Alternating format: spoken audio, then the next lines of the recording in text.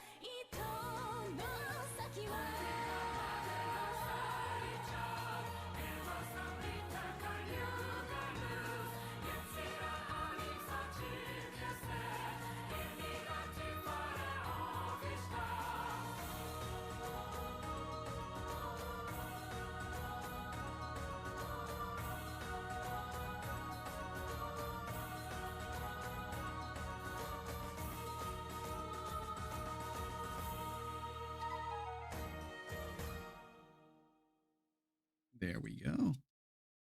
Yeah, yeah, we're back.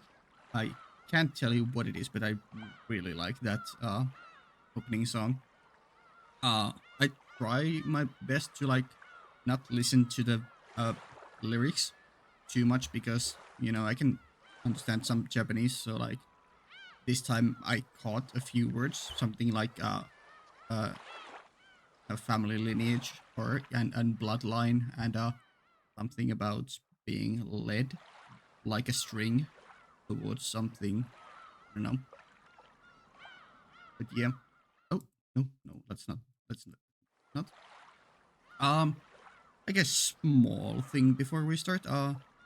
I After the last part where we finally got the full epitaph, I afterwards did an recording, just like yapping about whatever I thought could be going on with the whole riddle we got there in the epitaph. And yeah, I recorded for like an hour of unfiltered raw, just blabbering mouth vomit. So like I guess I'll insert it here for restart part 7. Um yeah, here you go. This is just me writing down and noting the actual epitaph before I start to think about it. I don't know if this will make it into the video, but maybe it does. I don't know. I probably won't be talking too much. I'll probably be making cuts along as I think things. I'll just cut the extra silence, and if I have thoughts, I'll come back. But yeah, I'll probably either skip, like cut or speed this part up.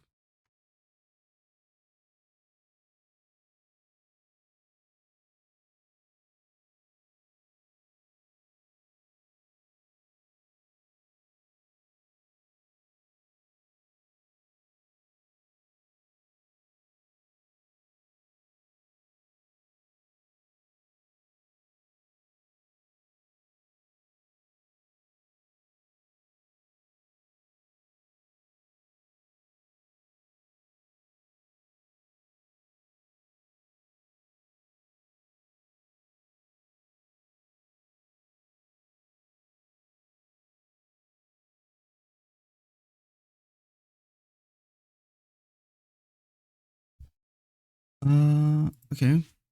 Let me just that. So, behold the sweet fish river running through my beloved home of old. You who seek the golden land, follow its path downstream in search of the key. As you travel down, you will see a village. In that village, look for the shore the two speak of. There, the key to the Golden Land sleeps. You who laid upon the key must journey as follows to the Golden Land. On the first twilight, sacrifice the 6 chosen by the key. On the second twilight, those who remain shall tear apart the 2 who are close. On the third twilight, those who remain shall praise my noble name. On the fourth twilight, gouge the head and kill. On the fifth twilight, gouge the chest and kill. On the sixth twilight, gouge the stomach and kill. On the seventh twilight, gouge the knee and kill. On the eighth twilight, gouge the leg and kill. On the ninth twilight, the witch revives, and none shall be left alive.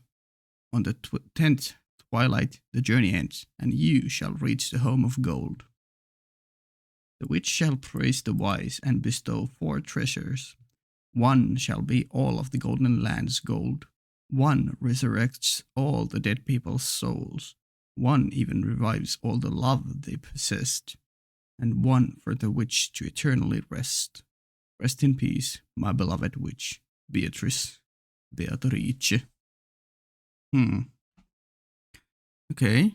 Well, the first thing here is that, assuming, I mean, this is Kinzo's writing, right?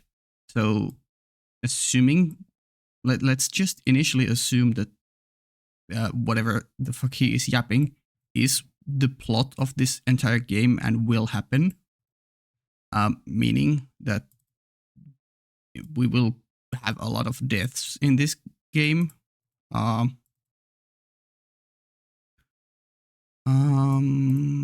Yeah. So let me open the notepad. See how many people we have in this game so far. We have 1, 2, 3, 4, 5, 6, 7, 8, 9, 10, 11, 12, 13, well, 12 of the Ushiromiya family. And then Angie is the 13th, but she's not here. Then we have of the staff, we have 1, 2, or not staff, but like other characters, including the doctor. 1, 2, 3, 4, 5, 6. Yeah, 6 staff members. Nanjo, Terumasa, Ronoa, Genji, Shannon and Cannon, Kumasawa Chiyo, and Goda Toshiro. Okay. Wait, that's 6, right? 1, 2, 3, 4, 5, 6. I mean, yeah, but that's chosen by the key. I don't know. I guess, I don't know. There are 6 servants, so, you know, we could kill off all the non-Ushiromiya members there. Let's see. We have, how many? 6? Those who remain shall tear apart the 2 who are close. Yeah, okay. Those who remain shall praise my noble name. Yeah, that's, I don't know. Then on 4th through 8th, we have death. So 1, 2, 3, and 4. No, 5. 5 more deaths. So that, wait, that would be 6 plus 5. And we have 12, right? Of the Ushiromiya family. 1, 2, 3, 4, 5, 6, 7, 8, 9, 10, 11, 12. Yeah. So maybe we don't count the servants, and that's just that's the Ushiromiya family members. Yeah. That would make sense. Killing initially 6 in a quick succession and then 1 per each day until we reach the, I guess, final day when there's only 1 left. And on the night twilight, the witch revives, and presumably the last one alive shall die too. Will die too. Editing is self jumping in here. I just noticed as I was editing the actual part that this might like we have sacrificed the 6 chosen by the key. This doesn't necessarily mean that these 6 need to die immediately. Like this 6 could refer to like those who remain shall dare to 2 who are close. So this could be like these 2 are dying, and then I don't know, 4 more out of these 5, or these 5 are dying and then 1 extra. Like these very much feel like sacrificial kills.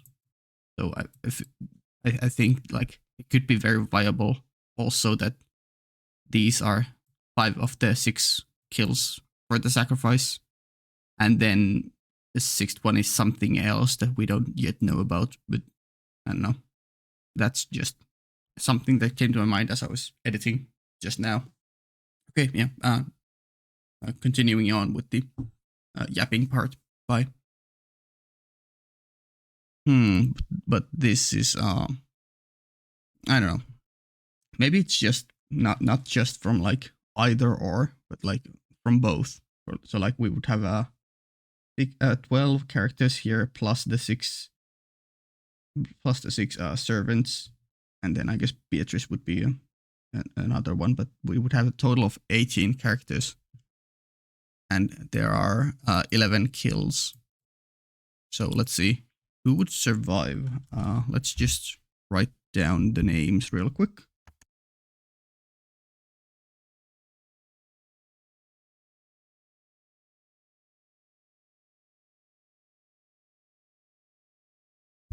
Okay, so here we have our character list. That's probably more like we had heard of Battler's mom, whose name is Asumu, but she's dead. And then there were like random pilots. I don't know, a random. I don't know his name, but there was someone who took us to from Nijima to the island, to the island of Rokkenjima. Maybe that person too, but I don't know. Those probably are not important. Okay. So let's go with the thought that overall 6 plus 5, so 11 will die. Who would die? Let you are definitely dying. Like, let's not do that. Let's mark it with X. I mean, you are dying no matter what.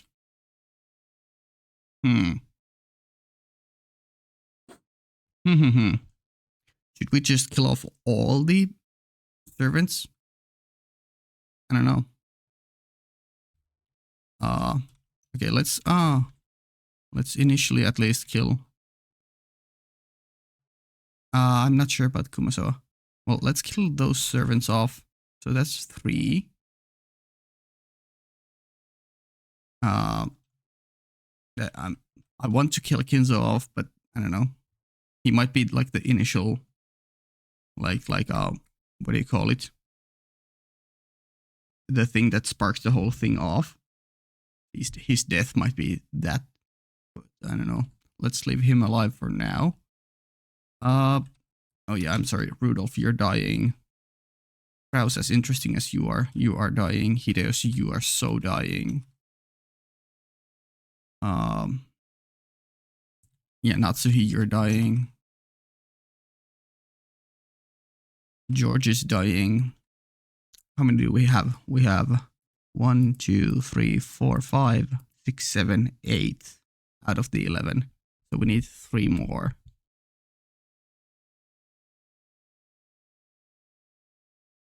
Or like, let's see, George would probably be, from the initial 6, George would not be included in, maybe he would. I actually don't know. Hard to say. Let me just choose 3 more. As much as I want Ava to live, I feel like she's gonna die. Jessica is. I have a feeling that Jessica is gonna survive for quite a while.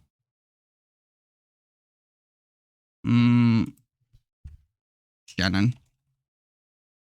And yeah, I don't know. She seems like because she's watching from the shadows. She feels like she could survive for a long time. Kyrie has a very unique design and white hair and weird stuff going on, so I feel like she has some like hidden purpose in the story. I guess we're killing off Rosa, so that's 10, right? 1, 2, 3, 4, 5, 6, 7, 8, 9, 10.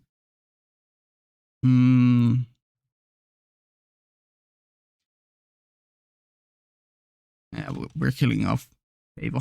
Sorry, Ava. So those would be the deaths. No, we would have we would have more deaths. Tear apart the 2 who are close. So we would have 2 more. That's 13.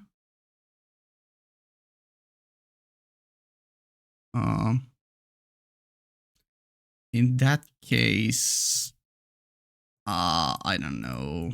I mean, these 2 are never gonna die until the very end. Sure, let's just say you're the first one. So you are 12, and then. I mean, it's probably Kumasawa, but I'm deciding because I think Kyrie will somehow just survive for a long time. I don't know.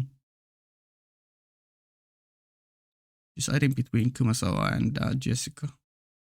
Okay, let's kill off Jessica. So that would be 6 and 2 and then 5. Those who remain shall, yeah.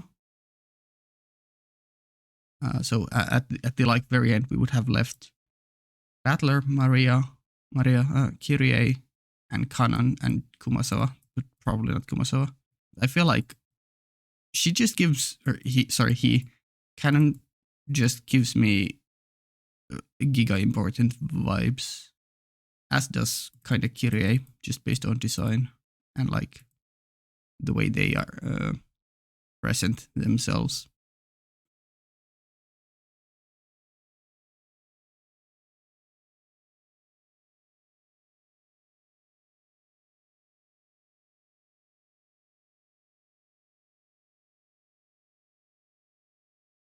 Yeah, I don't know. I'm.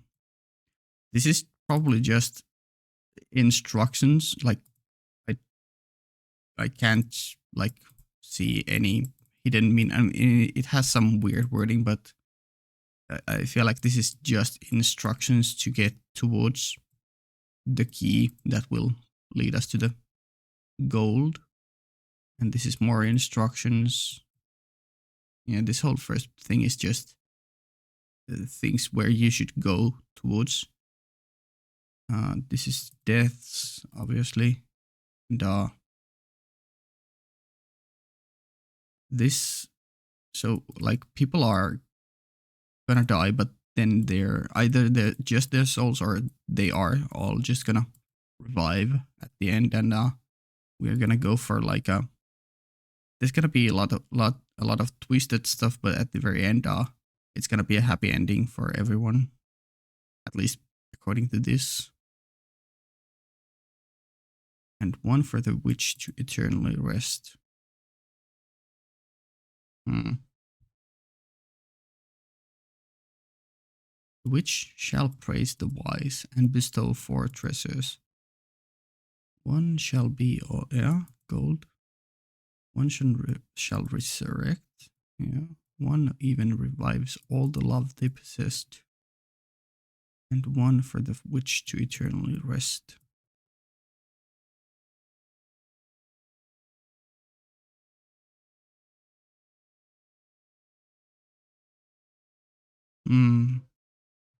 Follow its path downstream in search of the key. Yeah. There the key to the golden land sleeps. Yeah, I mean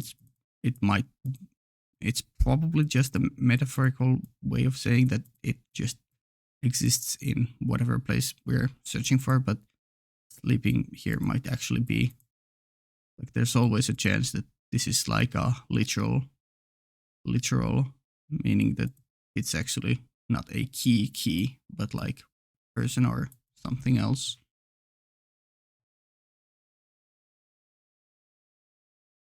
Um,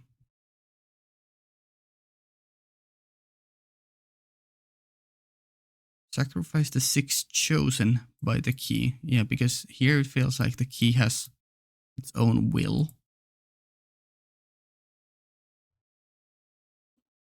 I don't know.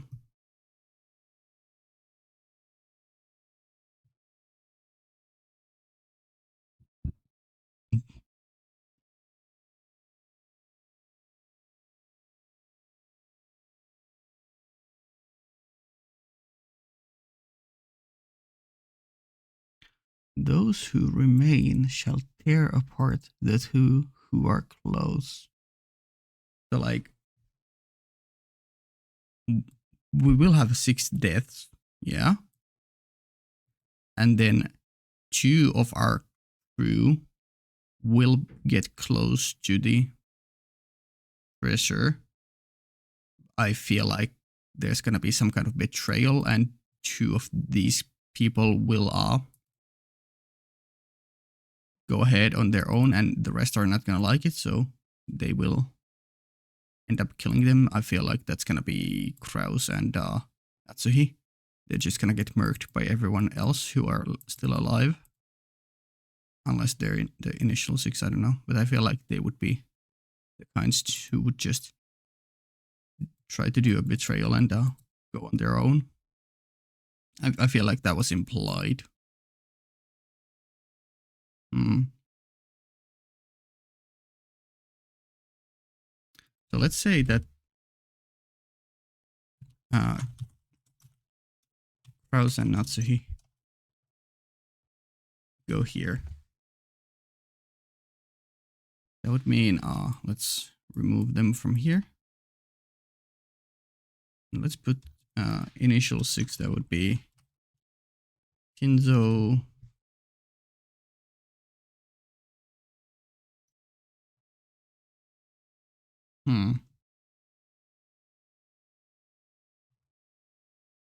Nanjo.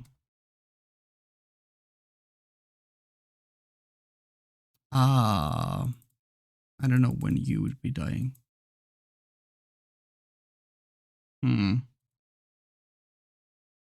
Let's put Shannon here. Let's put um, George here.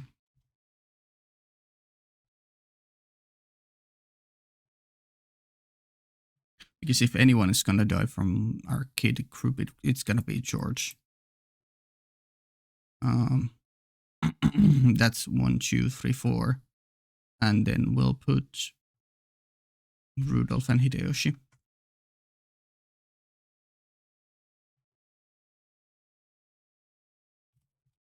Yeah, that's 6. And then, but it feels weird to leave like this many servants. I don't know. Maybe we could replace like these 4 with, or 3 of these people. I don't know, Shannon, Rudolph, and Hideyoshi with Nanjo. Oh wait, I put him there. He should be gone from here. 1, 2, 3, 4, 5. Right. We could remove. I don't know. I kind of want to keep these 2 here. Sure. Let's do. Oh.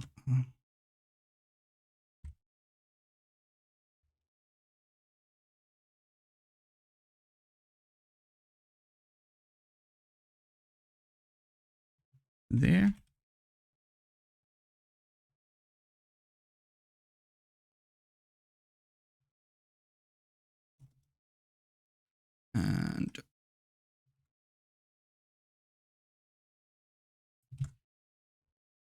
there. So we do it like that. And then these would happen in whatever order. I don't know, something like sorry, here. Hideyoshi would be probably the first one to go out of those. Rudolph, Rosa, Ava, Jessica.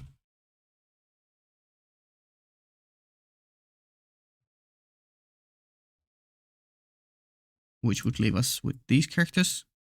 Let me just still separate them.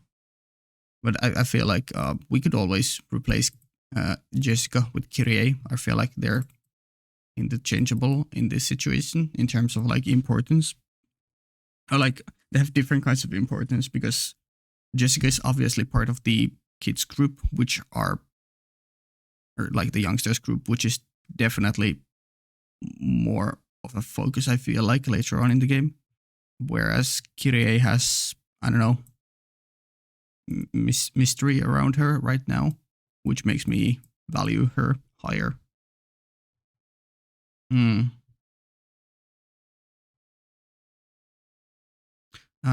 Let's see. I feel like.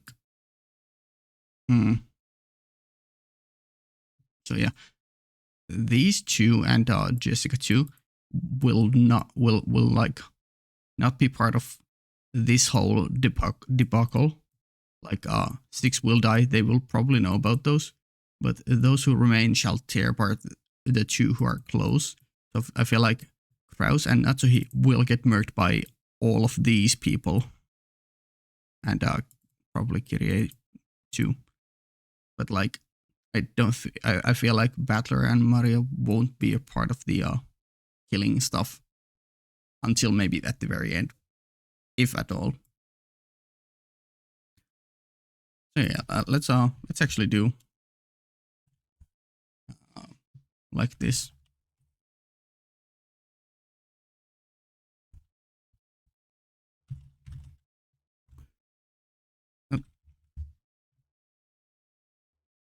What?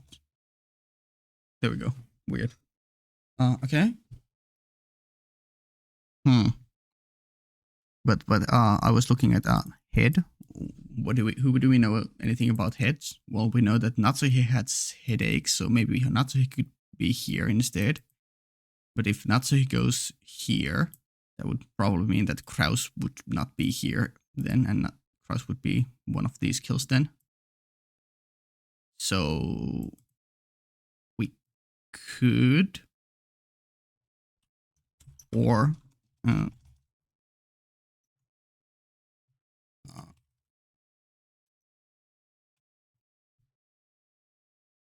like that, and then we would actually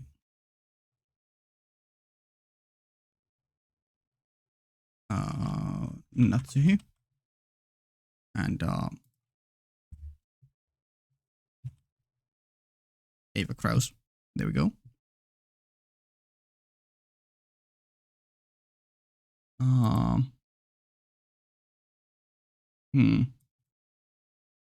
Chest. I don't think we know anyone who has chest problems or anything mentioned. Did we have any stomach stuff? I don't remember. Everyone seemed to be walking just fine, so no leg problems. I would really need to go back and like reread every single line to know if there was any mention of like someone's leg, because that's not the kind of thing that I would remember on the first go through.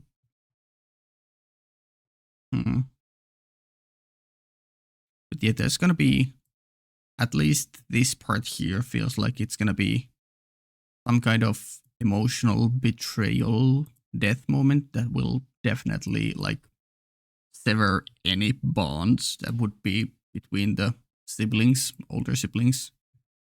And then I feel like at the very end, uh, we will get a good ending, and their bonds will like revive, be restored.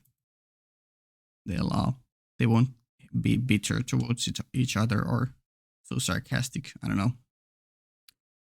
That's what I feel like this implies.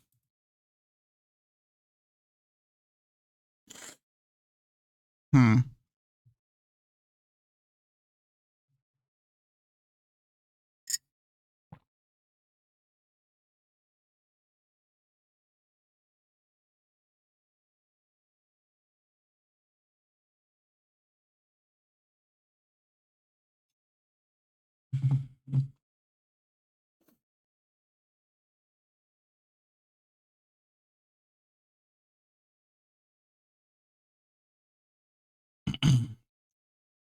Either way, I don't really know what to like think of this. Like, I don't think we saw any reverse on our way here, did we? Like, we came to the port, and then and then we saw a like trail path upwards towards the new guest house thingy. We saw a rose garden. I think that's about it. We know there used to be a Tori gate, but that and the Craig near it are gone. Or at least the Tori gate is. I don't know. We're going with the kids in the very next scene. We're probably gonna go and follow them to the beach, so we might uh, possibly find a river. We might find a river to follow. So that's definitely something to keep an eye on. Hmm. As you travel down it, you will see a village. Okay, but like, but like, there's nothing on this island. Like, oh yeah. This I talked to one of my friends, and apparently in the second or third part where we arrived at Rokkenjima, I commented that there was at, in the harbor there was lots of buildings that like what's going on there, what's Kinzo cooking or something. But apparently that was us looking backwards at Nijima. So yeah, we apparently saw the like boats trails or something. We saw waves it had formed, so we were looking backwards. We weren't looking at Rokkenjima, I think. Uh, so yeah, I don't think there's any like civilization or like buildings or anything in or on Rokkenjima apart from the two houses we've seen.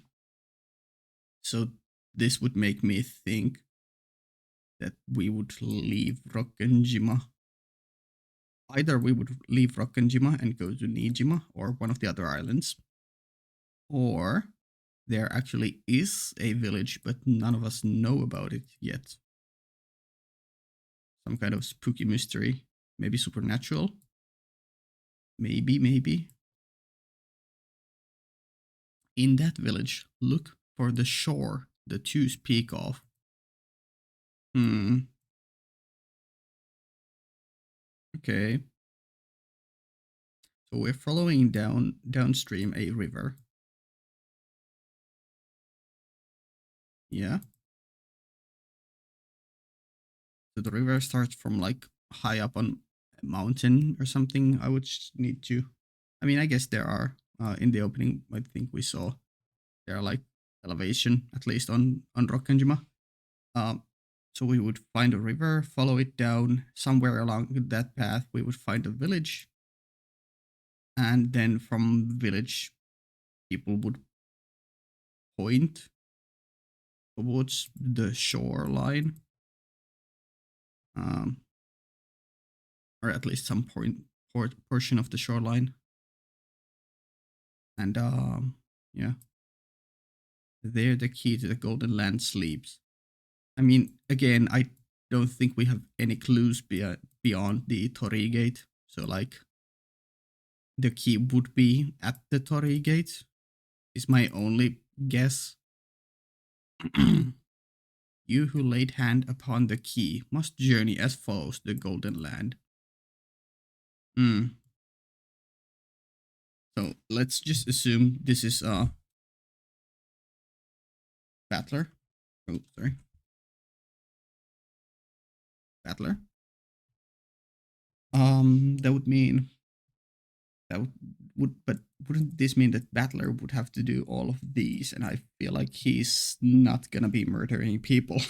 He could like witness all of them, but I don't think he would murder them. Hmm. I guess it just says journey as follows. I don't know. It does say sacrifice like a command. It is a command. No, it doesn't specify that he himself has to do the sacrificing. It's just a sacrifice has to be made. I don't know. I guess. Hmm.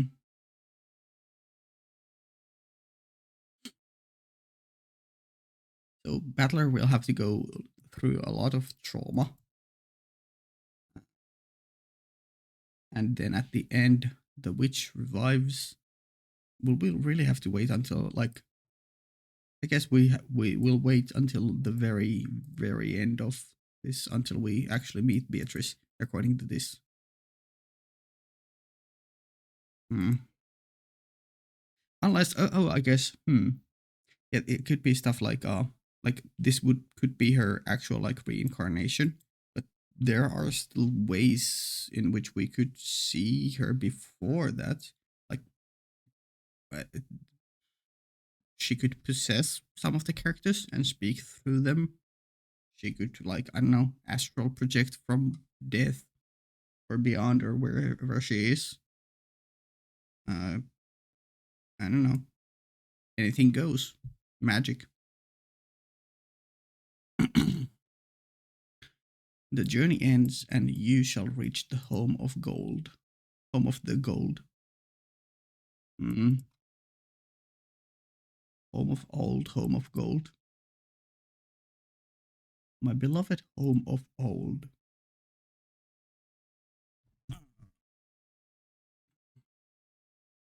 Hmm.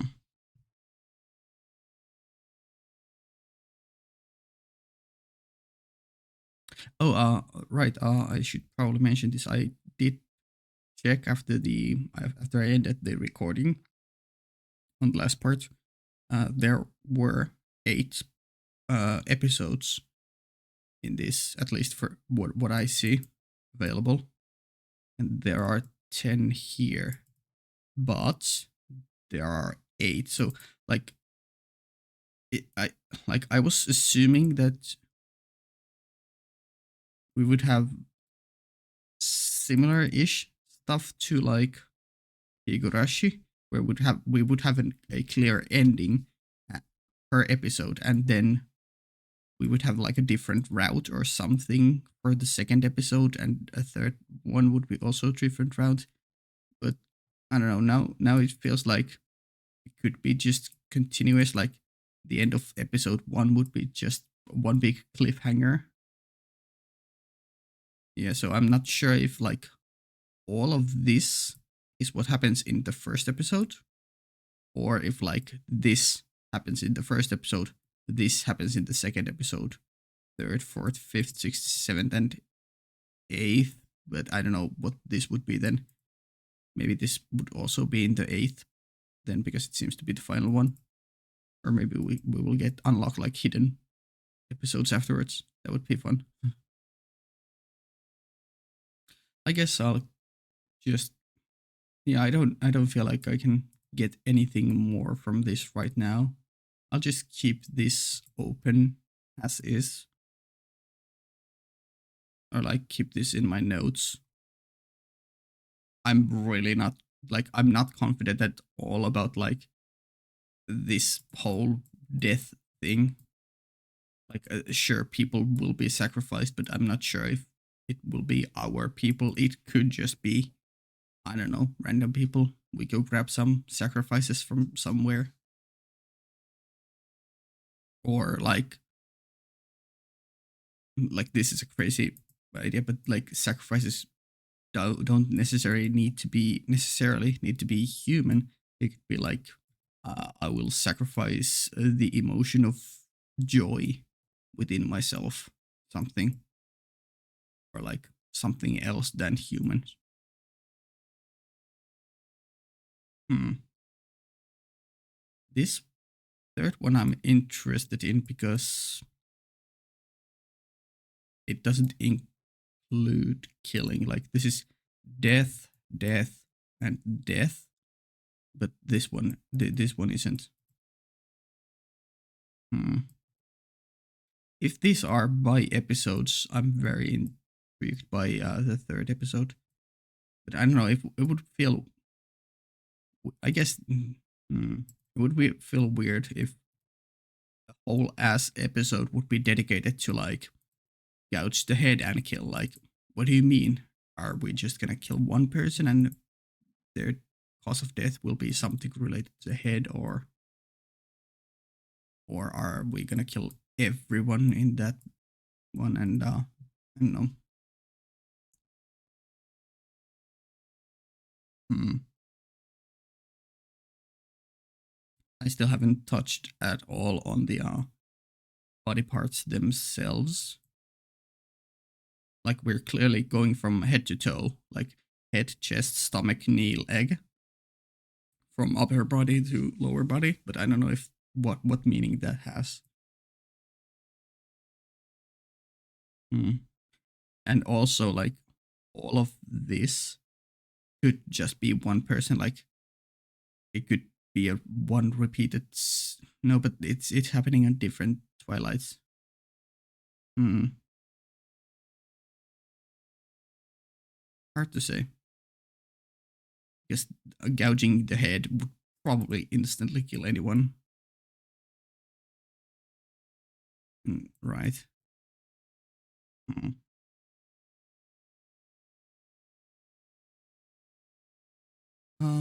What kind of weird shenanigans would allow this all to happen to a single person over multiple nights?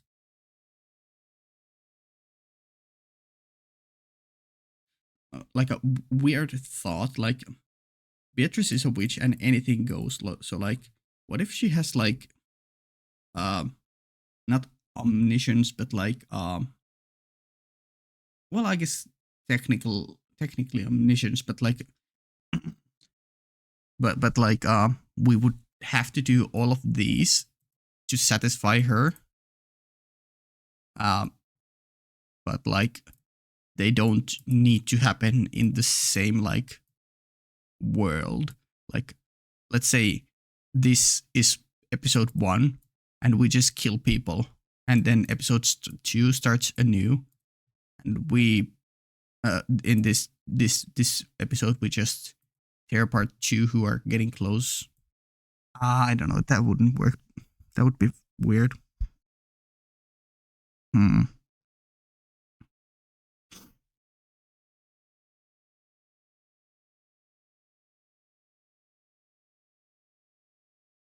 I'm just really stuck on the whole head to leg idea. Right, like what is going on with this?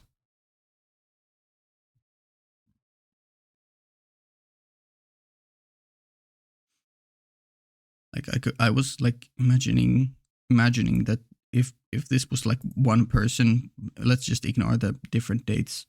Uh, we would just bash head, bash chest, stomach, knee, and leg of the same person, but they would obviously be dead on the first day already. Hmm. Or I guess in the fourth, but whatever. The first of these. Hmm.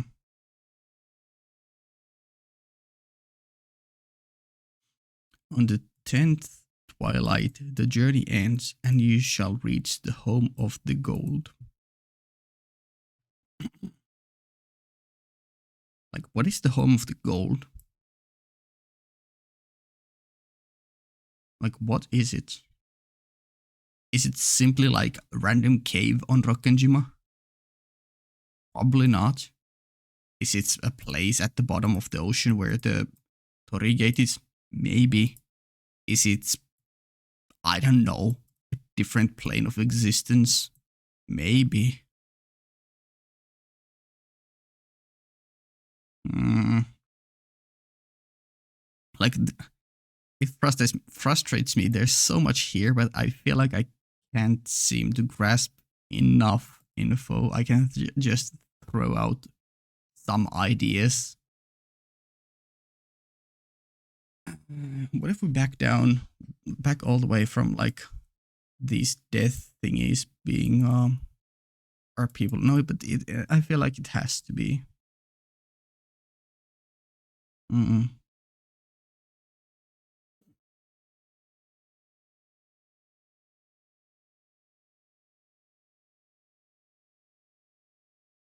I feel so dirty for putting George here. Hmm.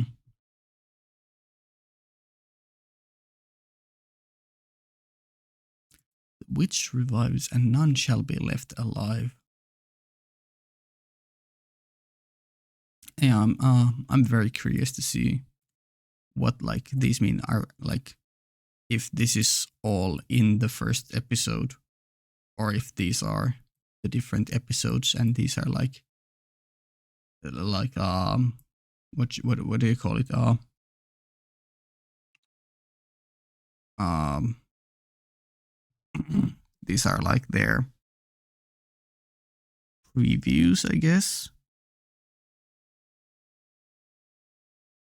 Synopsis, I guess. Synopsis or previews.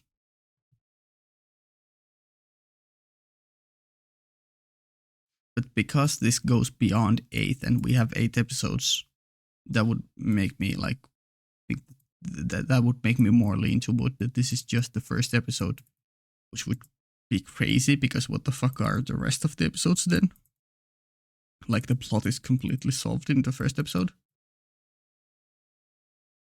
Oh, but like right. I haven't confirmed this, but like if this is in a sense like no spoilers for Higurashi, but if this is similar in a sense to Higurashi, there would be like question arcs and answer arcs. So like we could go through the entire plot and reach the ending and still be left very confused. And then we would do it again and again and again, like a halfway point or something, just different. We would reach either the same ending or similar endings from different POVs or the same POV, and still have questions. And then later on, we would get answers. That would probably fit. I don't know if we're gonna do it with this game because so far it seems quite different from Higurashi. I mean, it doesn't, but it also does. Hmm. Hard to say. I really can't make too many like accurate or like anywhere near the ballpark predictions before I see what the structure of this game will be. Like, how are we going to end episode 1? Are we going to go through the whole plot, or are we just going to go through a certain point and then cliffhanger until the second episode starts?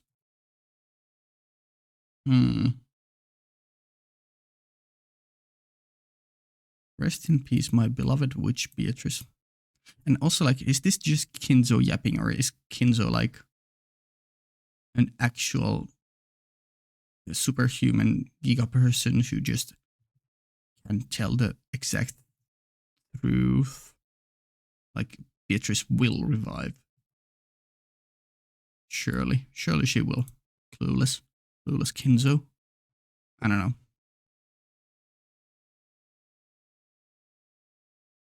Hmm.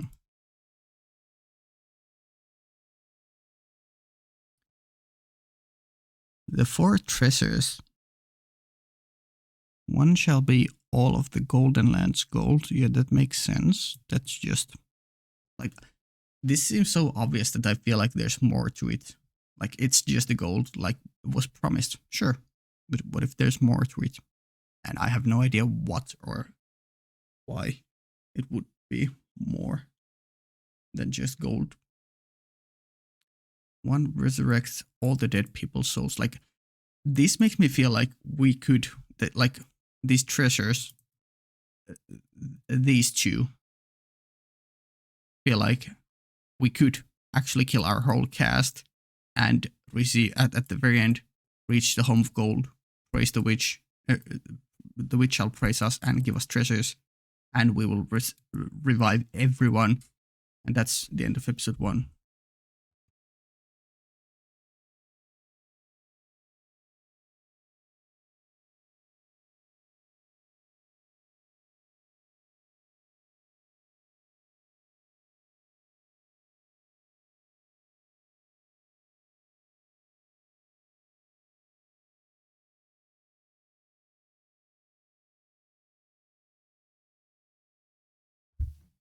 Yeah, like it could be, it could be like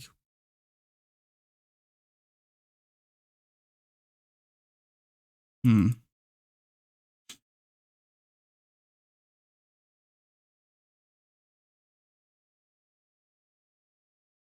The witch shall praise the voice. Yeah, we could kill we could kill everyone in episode 1. This could be the entire episode 1. We would reach the very end. We would reach the home of gold. We would get the gold. We would be bestowed upon 4 treasures. And then Beatrice, or the treasures of Beatrice, would resurrect everyone who died in episode 1. And the love that they possessed. So, I don't know. I don't know exactly what this would mean. But this here would allow this to be the first episode. Then everyone gets revived, and episode 2 starts from the beginning as if nothing had happened, or we continue on with everyone just alive. But yeah. Hmm. That's a thought. That's an idea. I feel like that would work as a story structure.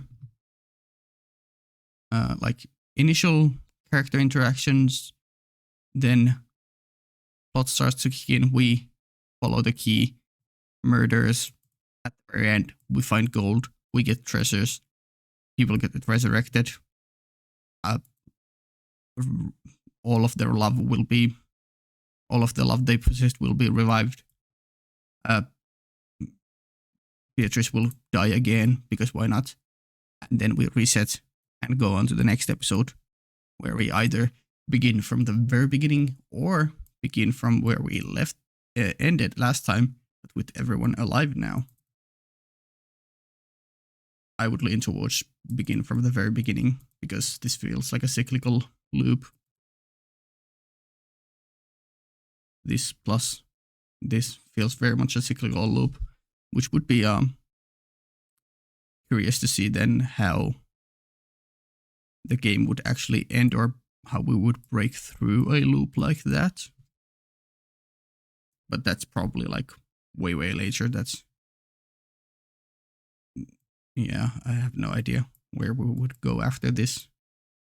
Like the game's current initial goal is to just solve the mystery and find the gold. And if that just keeps repeating, why would we need to stop it? Or like would Battler realize that we're somehow looping? I don't even know. How did we even just pause? Pause. Go back. How did I even get on this train of thought that we're looping?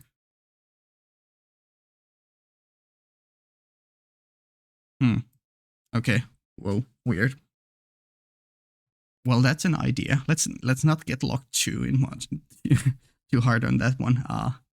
Because that's yeah, it's just an idea. It's not the correct path we're going down. If we're not doing that, what are we doing then? If we're not gonna do this, people die, we get gold, and people get revived, and we begin again. If we're not doing that, what are we doing? We are. Hmm.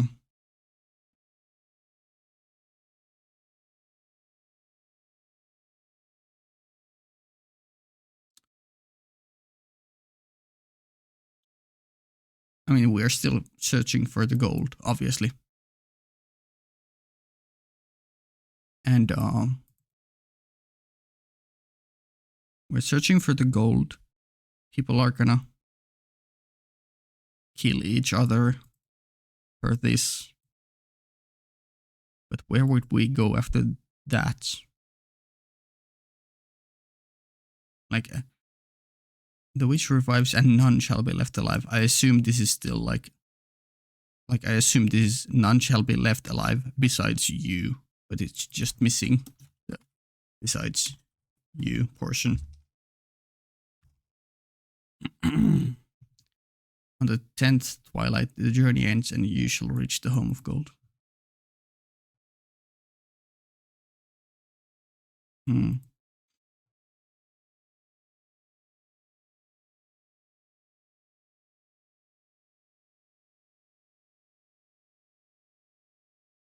I don't know. I think I'm out of gas. I don't have anything else to think about. Like, is Angie gonna ever play a part? Maybe. I mean, she was just mentioned quickly, but she's still in Ushiramiya. And so was well, I don't have him written here, but Rosa's husband was just quickly mentioned, and Kinzo's wife, or the grandmother of the kids, mother of the older siblings. Uh, sorry, these four. Hmm.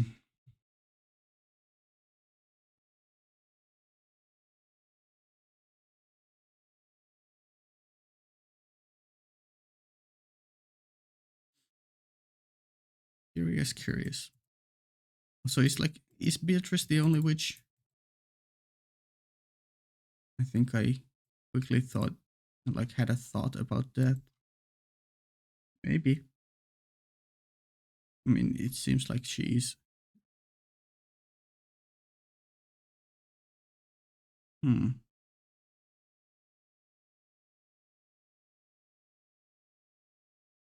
Like, what if Maria is actually just a witch and she's just pretending to be dumb, or like pretending to be a kid? Kyrie gives like, yeah, I could see Kyrie being like,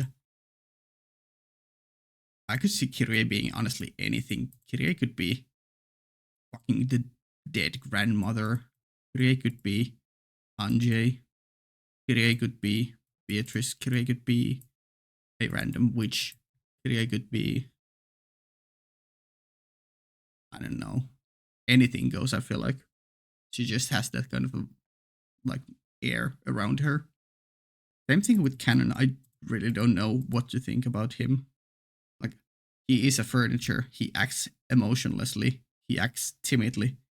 He feels very important. And you feel like a meta character.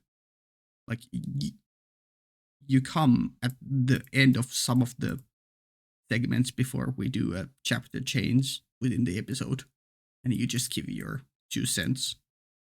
Like, you feel like the author. So what is your point in this story? What is your role?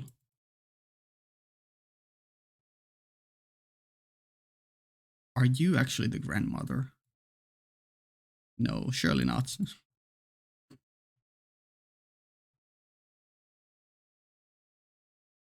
Oh boy. I feel like I didn't get anywhere with my ideas. I mean, I threw out some ideas, but I don't think I got anywhere closer to understanding this whole epitaph beyond surface level that like this is the instructions and we're gonna follow them. We're gonna reach the golden land and we're gonna get to plot stuff. Deaths will happen. People will get revived. We will get treasures. Beatrice will die or rest in peace or something. Yeah. Okay, I think that's it for now. Uh, I'm gonna go and edit this and cut this up because there were lots of like me messing up my words and being silent or doing weird stuff. I won't skip. I'll try to not skip around. Like cut any important first thoughts. But yeah. Okay, on to the episode, I guess. Or, yeah, on to episode. Back to episode 1. Whatever. Back to part 7. This video you're watching. Cool. Bye.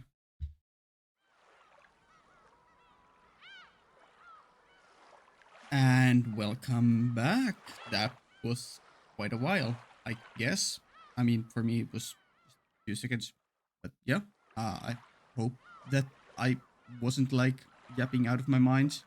I mean, obviously, I don't know anything that's going to happen, so it was just me thinking, no, stop. It was just me thinking about what might be going on. I don't know. I guess we'll see if any of that comes through. Yeah. Let's continue. Yeah, like episode 1, Legend of the Golden Witch, and then we have 2, 3, 4, and interestingly enough, we have 5 through 8, which is like if we were to go along with this train of thought, like I'm currently leaning more towards that everything that was written in the epitaph is something that will happen in just episode 1, but maybe we don't get a full picture of what's going to, like, why things happen a certain way. Well, but like there is always the possibility that like it's describing each episode. Would be kind of weird if Kinzo wrote that, but you know, whatever. Kinzo's a mystery. So this one would be 6 sacrifices. It would be killing the 2 people who are getting close. This would be the not killing, and yeah, but that wouldn't work really because, or like that would be weird because from 4 through 7 or 8 there's killings, but like why is 4 separated from this? No. But either way, I find it interesting that episodes 5 through 8 are like bunched up together here, which makes me lean to more towards like these are the first half are like question arcs and these are like answer arcs. Obviously, I don't know if that's the case with Umineko, but you know, maybe. Anyway, I guess we finally continue on. That's a lot of pre-episode, pre-part, pre-video stuff. Onwards to the beach. Oh, I should lower the volume. 第10の晩に旅は終わり黄金鏡に至るだろうか True, or so it would seem. しかしマリアは豆だなちゃんとメモしてるとは偉いぜ Thank you. Mario is literally me. Mario? マリアは忘れっぽいからちゃんと書く I should probably write that the whole thing down to like a physical piece of paper so I don't have to like alt tab out of the game all the time. Let me just real quick do that and do a little cut here.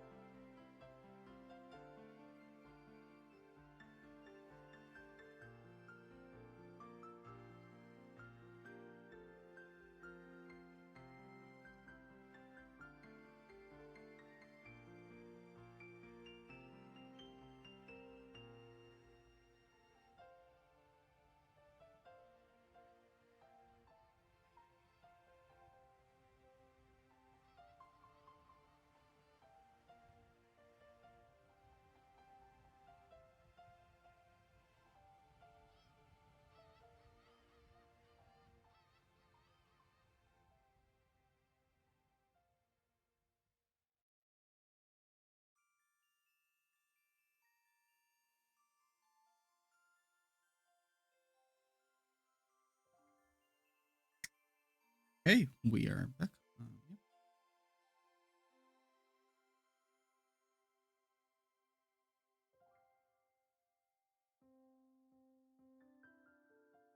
Mm.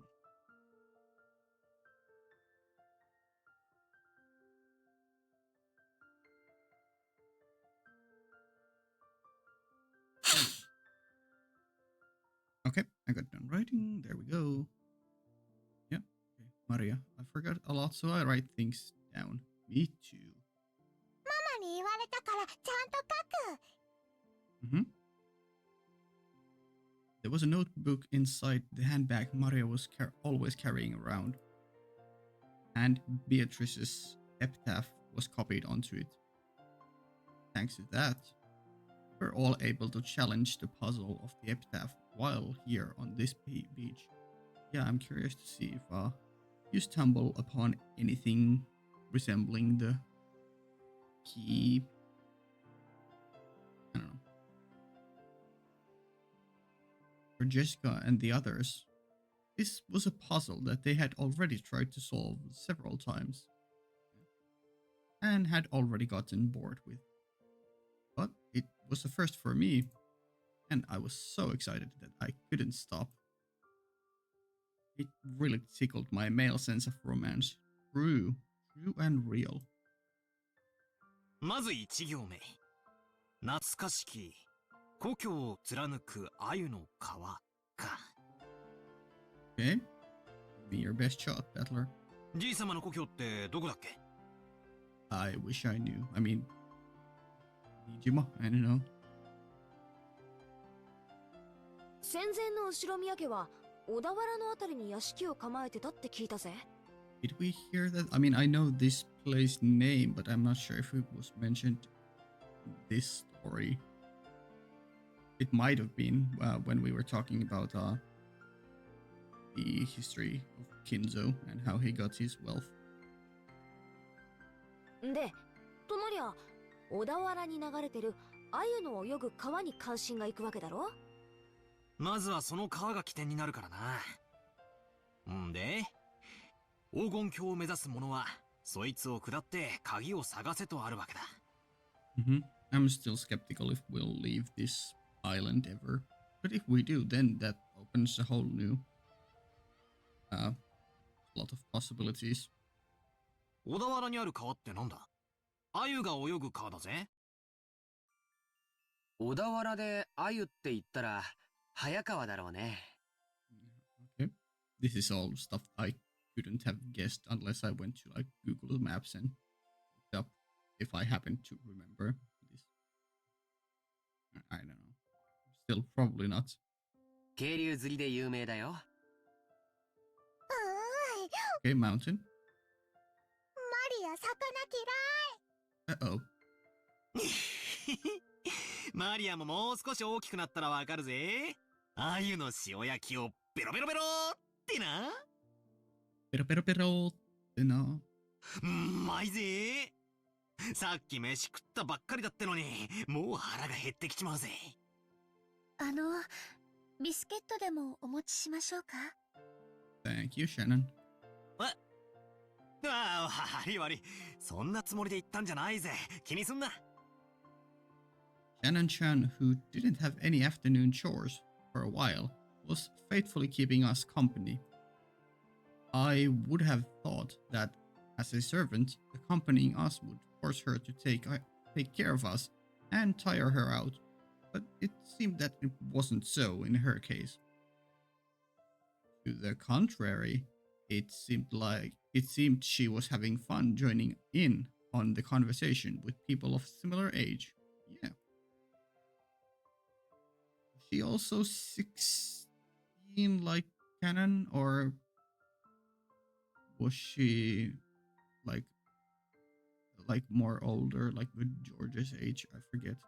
I think she might have been 16. I don't know. When I asked, she told me she was a live-in worker. So normally the only person close in age to her was Jessica. Okay, and Jessica was 18, so I guess 18. I might have actually that written down. Let's see. Nope.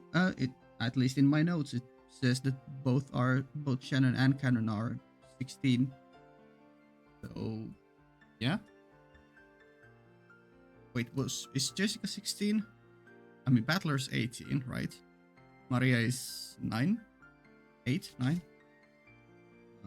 Maria is 9. Jessica is 18. Battler is also 18. George is 23.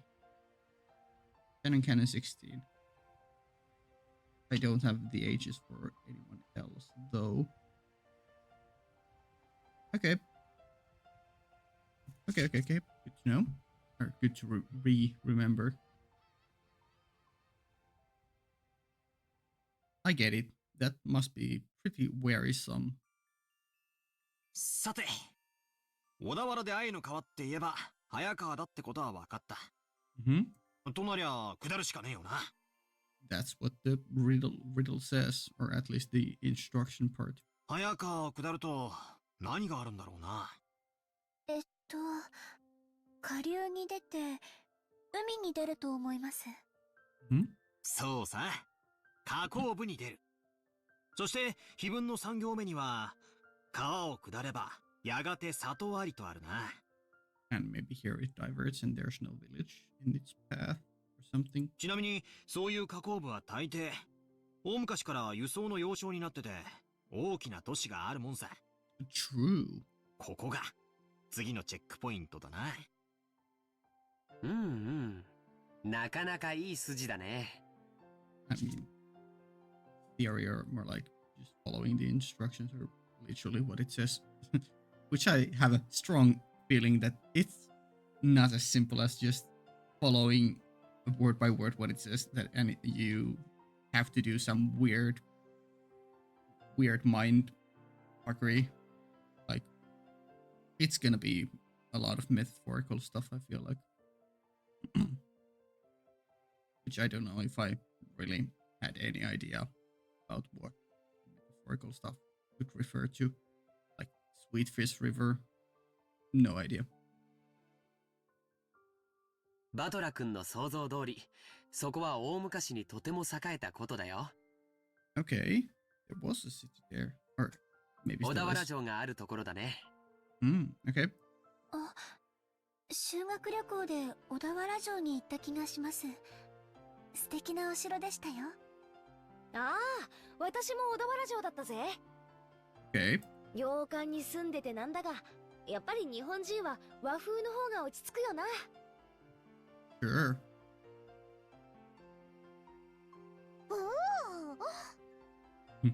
Maria's excited. マリア、お城 Oh, 退屈。 never. I don't feel like that matched her next line, but sure. 位置がいい。そうかそうか。よしよし。黄金を見つけたら、このバトラ様が気前よく、遊園地を一日借り切って遊ばせてやるぜ。Can we get this kind of thing for like an epilogue? Like regardless of whether or not you are the one who's gonna find it? Please? しかし、小田原城とはな。Yeah, sorry, I don't have any historical knowledge about Odawara Castle. 小田原城の隠し黄金。お？こりゃなんだかいかにもって感じだよな。まあ、2年前の私たちもそこまでは行き着いたぜ。小田原で鮎の泳ぐ川を下った里。そこが多分小田原城あたりだろうってところまでは私たちも行き着いたさ。問題は次の行だろ。さて、バトラの鎮水理はどこまで行けるか見ものだぜ。Yeah, okay, let's go. Jessica grinned broadly. It was like she was saying that if the puzzle could be solved so easily, she would have found it long ago. Yeah, true. Damn it. I'll definitely find it and keep it all for myself. 4行目。その里にて、二人が口にし、岸を探れ。二人ってのが何のことかわからねえが、とにかく岸だな。Look for the shore that you speak of. Like, this would, like, normally indicate that there will be two people in the village who, like, will be like your guides, or like the people who will point towards whatever the shore is, or like the place at the ocean shore. But I don't know. It's, yeah, hard to say. で、岸ってなんだよ。Seashore, right? Or am I completely wrong? 岸って名前がつく地名でもあるのかな。 Okay, we're going to the kanji territory. I have no idea when we go there. Is there any place near there with shore in its name? I think they said kishi, which, I mean, I don't know about kanjis, but I know another Japanese word with the which is pronounced kishi, and that's night, like K and I G.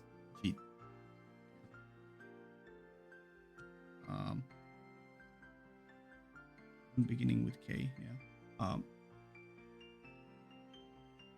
But I don't know. It probably has different kanji. 蘇我岸という地名が小田原にあるんだそうですよ。Okay, that I think used the same kanji. Yeah. Sure.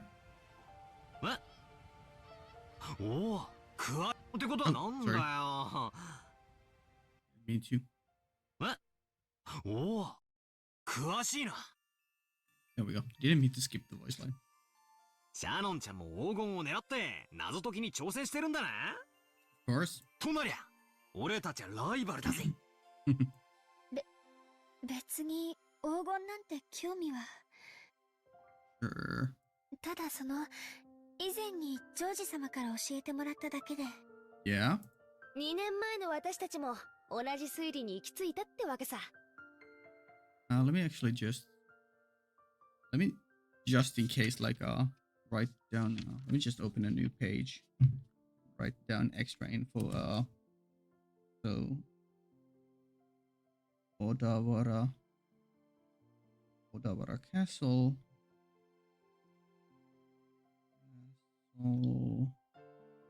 and then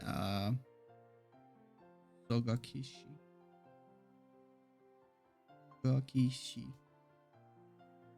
Go.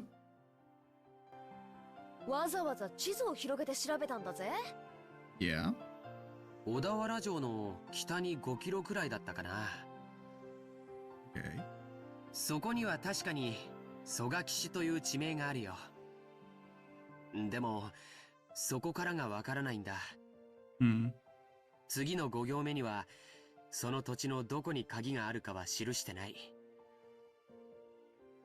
Yeah. In that village, look for the shore that you speak of. There, the key to the Golden Land sleeps. Right. So if we are going with the line that it's somewhere in Odawara, it's definitely not the anywhere near this torii gate that is missing here. Like yeah, we don't have any locations, like, or notable locations or things yet within our knowledge. No. Where around there it would be the key's location. マリアちゃん、読んでくれるかい？おう、そこに黄金鏡への鍵が眠る。Good job, Mario. Plus point. 読めた。 Good job. 蘇我岸ったって広いだろうし、かつてそこに後宮家の家があったわけでもない。Okay. その広大な土地のどこかに鍵が隠されててノーヒントってんじゃ、こいつはお手上げってわけだぜ。Is there anything we could glean or think about, like something to obviously do with Kinzo? Did his old business partners have any property there? Did he have any did he purchase any rights to the land over there. Um, is there another name location thing that connects there? I don't know. Maybe there was some kind of no, that was during a different time. I was thinking about the whole Korean War and occupation, but that might not have anything to do within Japan's borders. But maybe there was a military base, like a JSDF base, or it is Japanese Self-Defense Force, yeah, JSDF force base there at some point, maybe. Since they seem to have connections to the army at least, or I don't know if it was Japanese army. 確かにな。Maybe there was a foreign army base there. 鍵が手に入らないことには、その先の行に進めないぜ。I mean, we can advance, but we can at least read it. ジョージ兄貴、蘇我騎士ってのはどんなとこなんだ？さあね。行ったことはないからわからないけど、地図によると山の中みたいだよ。Okay. 確か浅間山の山麓みたいだったね。I'll just write down all the names we are being given here, even if they might not be like true, because this is the first idea that the youngster group is having. So it's probably wrong. Mount Asama. Asama. There we go. The piano is going hard on this riddle part. なんだかパッとしねえな。Well, yeah, obviously, we're still so early. 宝のありかを隠した謎ってのは、もっとぴったりとハマるもんじゃねえのかよ。Yeah, I mean, they are, but we're missing stuff. That's why we still don't know any exact details. どうも、蘇我騎士ってのがそもそも間違いって気がするぜ。Most likely. 私は蘇我騎士を疑ってるぜ。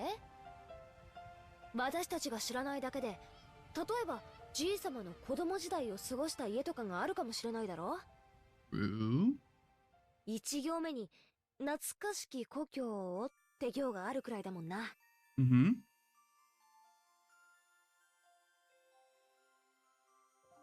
I mean, yeah, that's a good point. I kind of just assumed that was, I don't know why, but I kind of assumed that the Home of Old and Home of Gold were somehow referring to like Beatrice's things, but Home of Old is probably referring to Kinzo. I mean, I don't know. Could be both, either or. シャノンはじいさまによく酒とか継がされてたろ？昔話とか聞かされたことないのか？ Okay, give us the lore. 親方様は昔の話はほとんどされません。Okay, do I really need to go back and reread through the whole backstory bit? There's some hint there. Like, am I supposed to write down whatever the was it the British or an American, like some kind of army person? Maybe. ただ、後ろ宮家が滅びかけた関東大震災について非常に人事のように話されることがありましたので。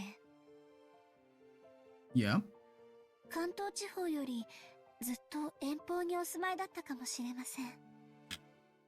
後宮本家は小田原に住んでたかもしれないけど、分家はその限りじゃなかったろうね。Yeah, true. おじい様はよく自分のことを分家も分家、後継ぎに最も縁遠かった。Yeah, it's hard to make a connection there based on just where the main family was living or what knowledge we may have gotten from the main family. と言われるくらいだからね。ってことはつまり懐かしき故郷ってのがすでに小田原じゃない可能性もあるってことだな。Yeah. じいさまの故郷なんて聞いたこともないぜ。聞いても素直に教えちゃくれねえだろうしよ。懐かしき故郷というのが後宮家のルーツを指さないのであれば、小田原説は初めから間違ってることになっちゃうね。もちろん曽我騎士の疑いが晴れたわけじゃないけれども、例えば幼少の頃を小田原で過ごし、その後遠方へ引っ越した可能性もあるだろうし。 True. おお。 Yeah. Where are we mentally, Maria? Are we understanding any of this? さっきから何の話かわかんない。 Understandable. Have a great day. ほう。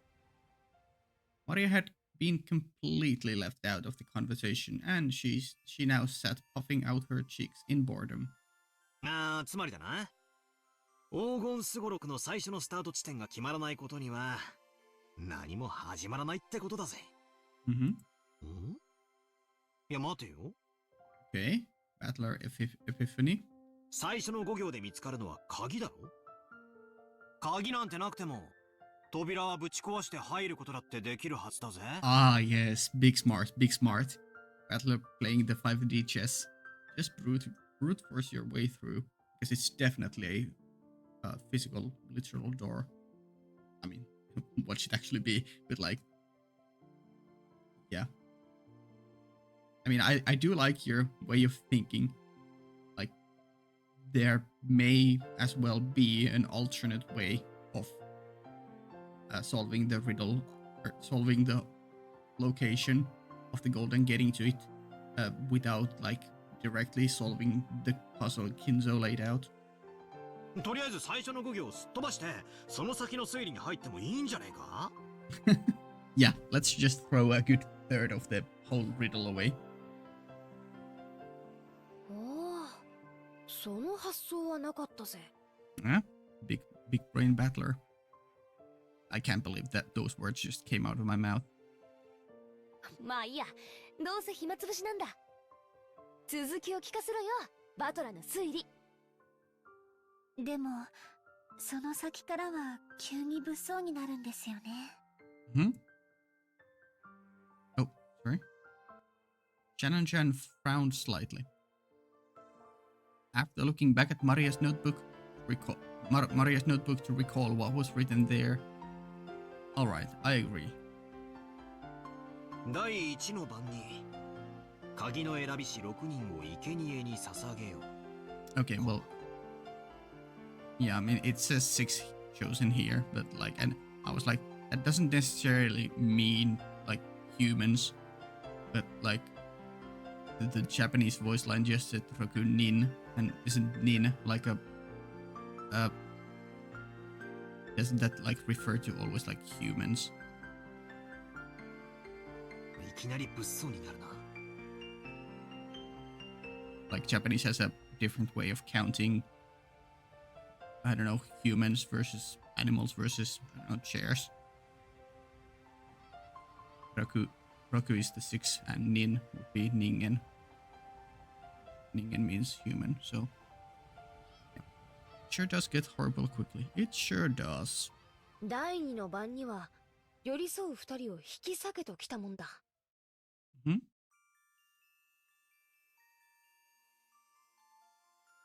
恋仲を破談させるのか。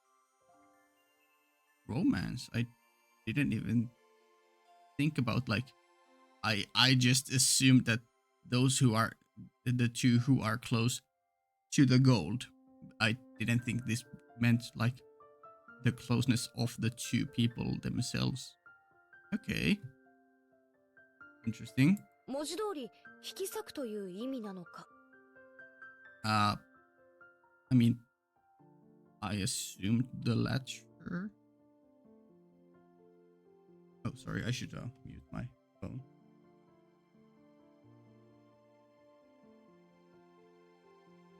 I don't know why I never why it never even came to me yet that could easily, like, now that I look at it, yeah, tear apart the two who are really close, or who are close. This really reads like like romantically, like separate the two people who are romantically invested in each other. But I don't know. I guess I was just since the other lines, or most of the other lines in that part were about death. I just kind of assumed, I guess. It still could be. Who knows? We're leaving all doors open right now. The one that's locked.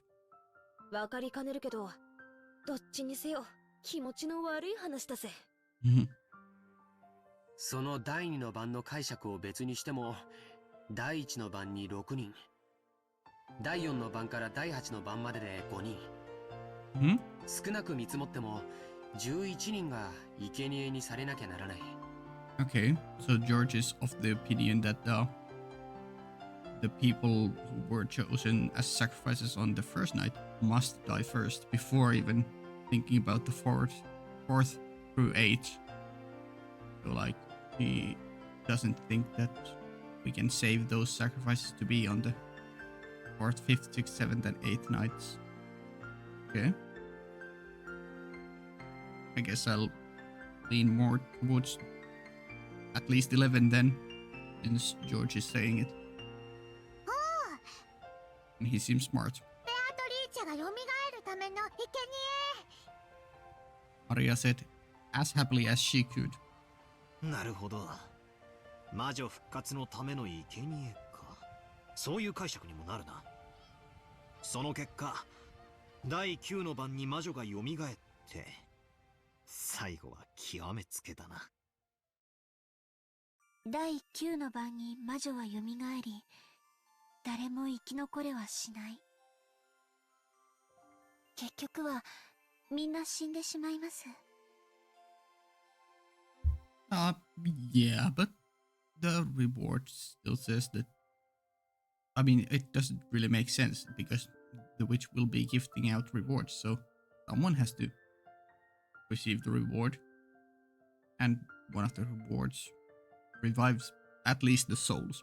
Maybe not the physical bodies, but at least the souls. それでようやく次の第10の番にゴールってことになってんな。みんな死んじまうのに黄金鏡へ至るだろうって言われても困ったもんだぜ。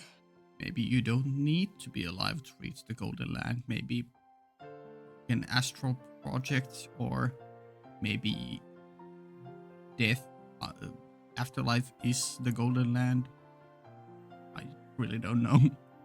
鍵を手に旅に出た当人も生き残れないに含めるのかどうかは解釈の分かれるところだね。Oh, sorry. Yeah. しかしよ、最後のところには面白いことが書いてあるぜ。ゴールした後、魔女からもらえる4つの宝の行だよ。一つは全ての黄金。問題は次だ。全ての死者の魂を蘇らせるとあるぜ。みんな死んじまったっていうのとかけてるような気がしねえか。 Yes. それを言われれば、次の失った愛すらも蘇らせるという部分は。And this would make more sense if the second night, or second twilight would more like mean about lovers being torn apart. 第2の番の寄り添いし2人を引き裂けにかけているようにも見えますね。True. That's probably the more correct path to think along. But I feel like it still could be that it refers to literally everyone, and there will be betrayals and broken bonds between all of the family members, and those bonds will get fixed. Because wasn't there some mention that Hinzo wanted to like test the bonds between the family members? I think that was something that either Genji or Nanjo said. そうだね。そして4つ目も第9の番にかけてある。第9の番に蘇った魔女を4つ目の宝が再び眠りにつかせている。好意的に解釈すりゃ、死んだり別れさせたりと忙しいが、最後には全部チャラになるわけだな。True. Good ending. 目覚めた魔女も再び眠るし、手元にはたっぷりの黄金だけが残るって寸法だぜ。Ah, yes, the infinite money glitch. We rinse and repeat the process because reward is always gold. One of the rewards is always gold. Easy. 死んだり蘇らせたり、別れさせたりくっつかせたりと、魔女様はお忙しいこったね。Beatrice is just built different. ついでに起きたり眠ったりな。Beatrice POV wakes up and sees everyone dead, revives them, gives them gold, goes back to sleep. Then wakes up again, sees everyone dead, revives them, gives them gold, goes back to sleep. Yeah, seems like I don't know. That doesn't seem very witch-like, because witch has an evil connotation. That seems like a very benevolent kind of a magic user thingy. やれやれ。せっかくの隠し黄金の話も魔女の話が絡んじまうと急にうさんくさくなっちまうぜ。Yeah. 違いないな。I laughed along Jessica. But Maria, what's your take on that? After all, the witch was just ridiculous. Of course, once we started laughing like that, Maria, who believed in witches, got angry. There we go. Punched them in the face real hard. Drowned them. 魔女はすごい。 Ooh. 魔法で何でもできる。殺すことも生き返らせることも愛を与えることも奪うことも空も飛べるし姿を透明にできるし黄金もパンも生み出せる。 Okay, I'm looking forward to Beatrice bread. Beatrice's sprite with a bread in her mouth or something. I don't know. This one is interesting. I'll note that one at least down. Or those two, I guess the first two. Can fly. Can become invisible.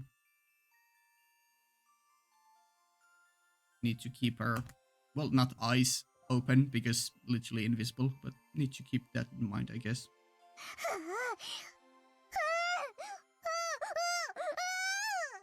Yeah. いけね。悪い悪い。冗談だよ。 Frank, bro. Jessica apologized, sticking out her tongue, but Maria didn't accept it. She grabbed her notebook back out of my hands and, opening to the other pages, tried to prove that witches existed. Those pages had colored illustrations of witches drawn on them. Ooh, okay. Let us see. And conveyed the fantastical image Maria had of witches well. They were not depicted as the normal sinister, crooked-nosed hags flying around on brooms, but as dreamlike people with mysterious powers who did anything and wore beautiful dresses. Yeah? Anime girls. Just what you would expect from an imaginative young girl. And we like those sketches or Maria's drawings. You know, she's like child prophet or something. So, you know, you get any designs shown on her notebook. Those are probably actual witches we might meet in the story. Dancing through the sky, crossing a rainbow, dancing around all night with magical teacups and teapots that would never get empty no matter how much you poured out of them. With a flourish of their wands, the stars in the sky would become candy and pour down, and flowers that produced sweets would bud by the roadside. To Maria, witches were the sole thing that could give form to the magical dreams that so captivated her. The last thing enriching her reality, which revealed more and more of its bland nature to her with every inch she grew. That's why Maria believed in witches. She didn't want that dream to be insulted. And for that very reason, or did she want the epitaph affirmed the existence of witches to be insulted? Because the witch Beatrice is Maria's dream. マリアちゃんにとっては、これは黄金の隠し場所を示すものじゃなくて、魔女を蘇らせるための魔法なんだって。So, it was the single bridge between Maria and the witch. Maria was very angry and clung on to George Aniki. Jessica and I scratched our heads and apologized.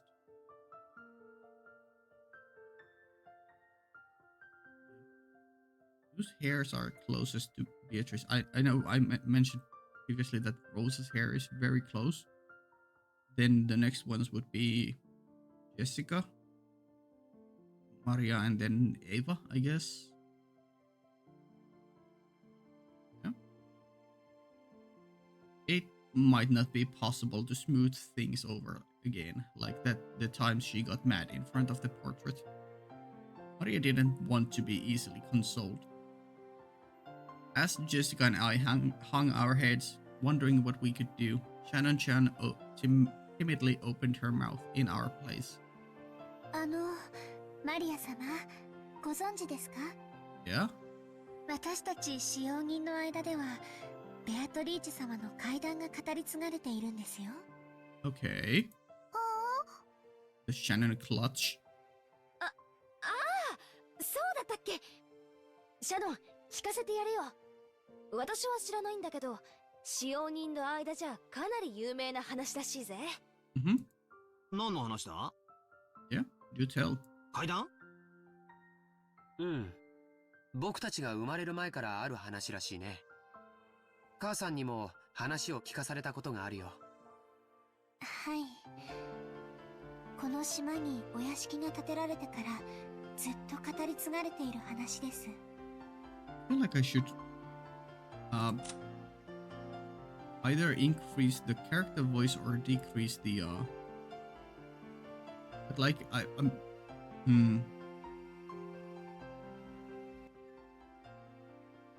that too low? I hope it isn't. Let's, I guess, leave it there for now. And we'll see. Has been passed down since the mansion was built on this island, so about 30, 40 years. 当時の使用人たちは、お屋敷には昼と夜で違う主がいると囁き合っていたそうです。Okay. A tale that Shannon told. Just like a typical campfire ghost story. There was a forest with a witch living inside it. Then, inevitably, the witch was going to pay the mansion a visit. At some point, this ghost story naturally sprouted up between the servants. Yeah? ちゃんと閉めたはずの窓や扉や鍵がもう一度見回りに来たら開いていたとか。Okay. 消したはずの明かりがついていたり、つけたはずの明かりが消えていたり、置いたはずのものがなくなっていたり、置いた覚えのないものが置かれていたり、そういうことがあるたびに、古い使用人たちは魔女が姿を消してお屋敷を訪れ、いたずらをしていったのだろうと囁き合ったそうです。Hmm. ほらいる、ベアトリーチェはいる。Yeah, true. No fault in your logic. And Beatrice, yeah, I mean, according to the epitaph and I guess Kinzo, Beatrice should currently be dead, but sure, let's just say that she can visit in the night, invisible. Sure. なあ、いるよな。私も昔よく登校の時に限ってカバンが見つからなかったりしたもんだぜ。Hmm. Definitely not because you just threw it randomly somewhere when you got home. Maria puffed out her chest with an ooh-ooh, as though this was the final proof that the witch existed. If I said it out loud, Maria would probably be hurt again, so I didn't. But, I mean, you hear that kind of story everywhere. True. Maria has a little bit of confirmation bias going on, but we forgive her. Depending on the place, it might be blamed on fairies or something. It's just that on this island, they call it the witch. Of course, you would expect that walking around a vast, elegant mansion at night would be a little unsettling. It's an island devoid of people. Since the mansion is so drafty, walking around on the night, a thunderstorm would certainly be eerie. 他にも鬼火や輝く蝶々が舞っているのを見たという使用人も。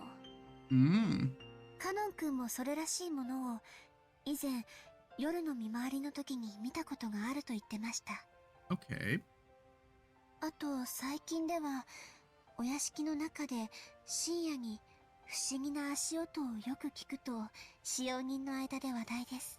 Oh no, an extra footstep always happens. Even if you stop, you hear one extra footstep behind you. 私たちは肖像画の中のベアトリーチェ様が姿を消してお屋敷の中を散歩しているんだろうと囁き合ってるんですよ。ずいぶん前ですが、私もそうかもしれない足音を夜の見回りの時に聞いたことがあります。Okay. ひゅー、そりゃ怖えな。でも怯えることはないんですよ。ベアトリーチェ様は親方様とは異なるもう一人のお屋敷の主です。Yeah, true.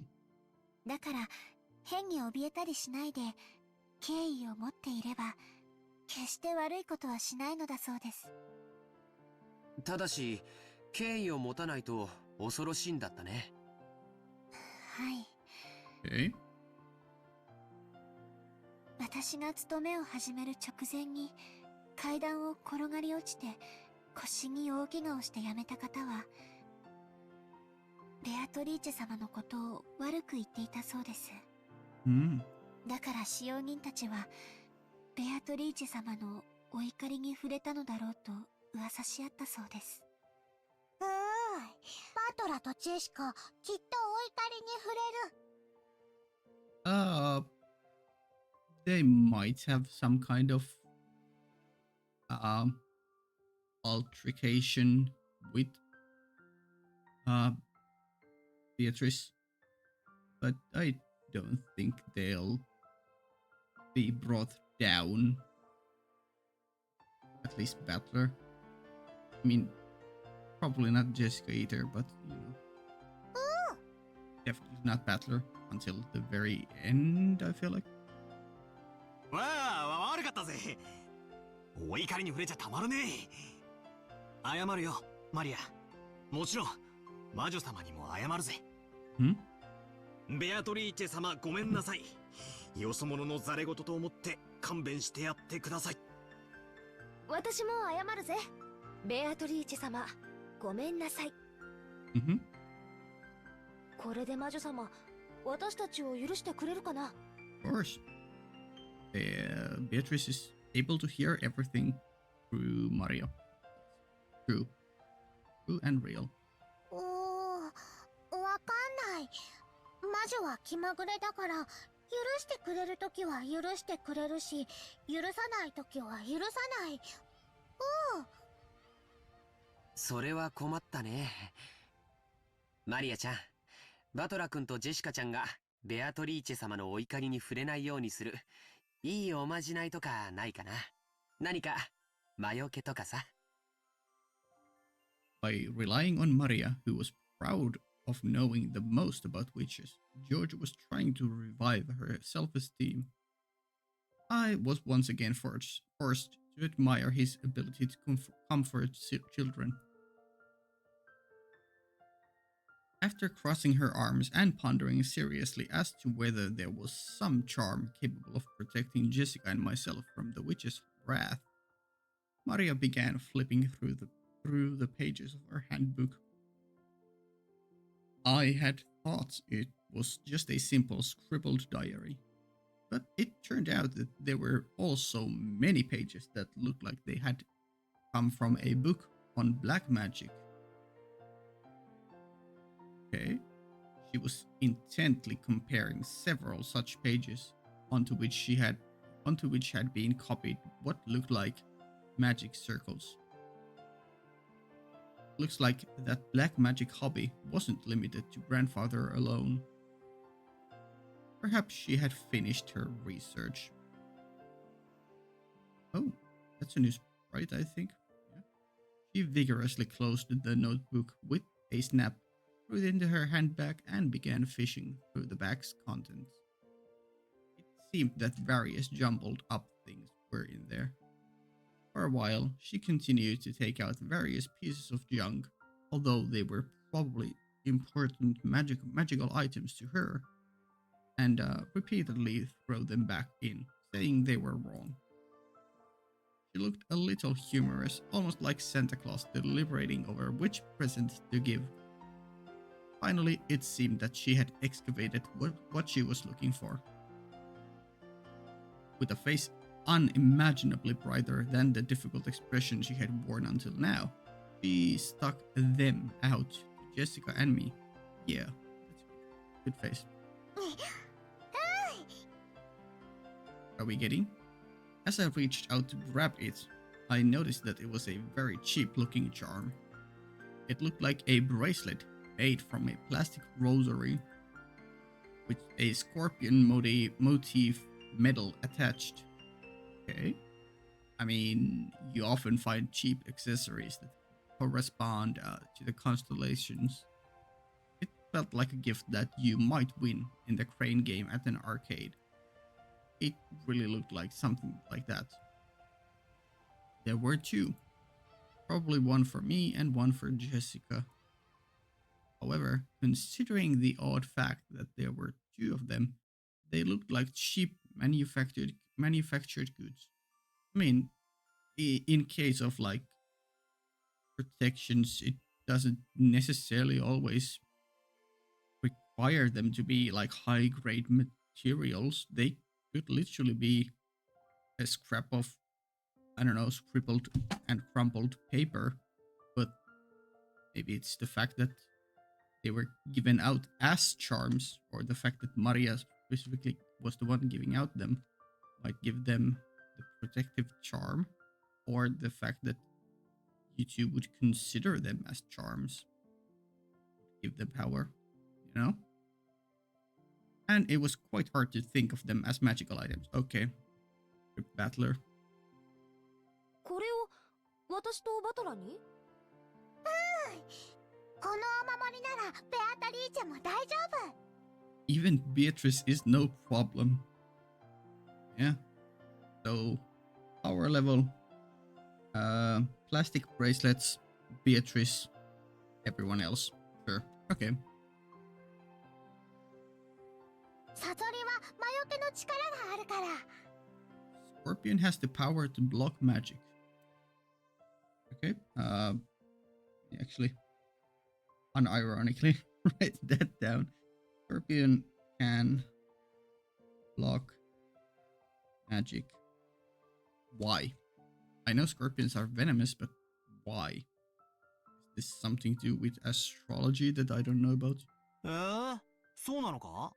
サソリにそんな力がね。I mean, they're pretty hardened creatures considering their living conditions. They have hard shells. Yeah? バトラが信じない。I had inflamed Maria again because I said too much. Battler, you're gonna die because of not believing in Maria's charms. Maria took out her notebook again and turned and pointed to page after page, going on and on about how the scorpion had holy power and had been drawn on magic repelling magic circles since ancient times. Okay, let me just... Holy power. Drawn in ancient times. On magic circles.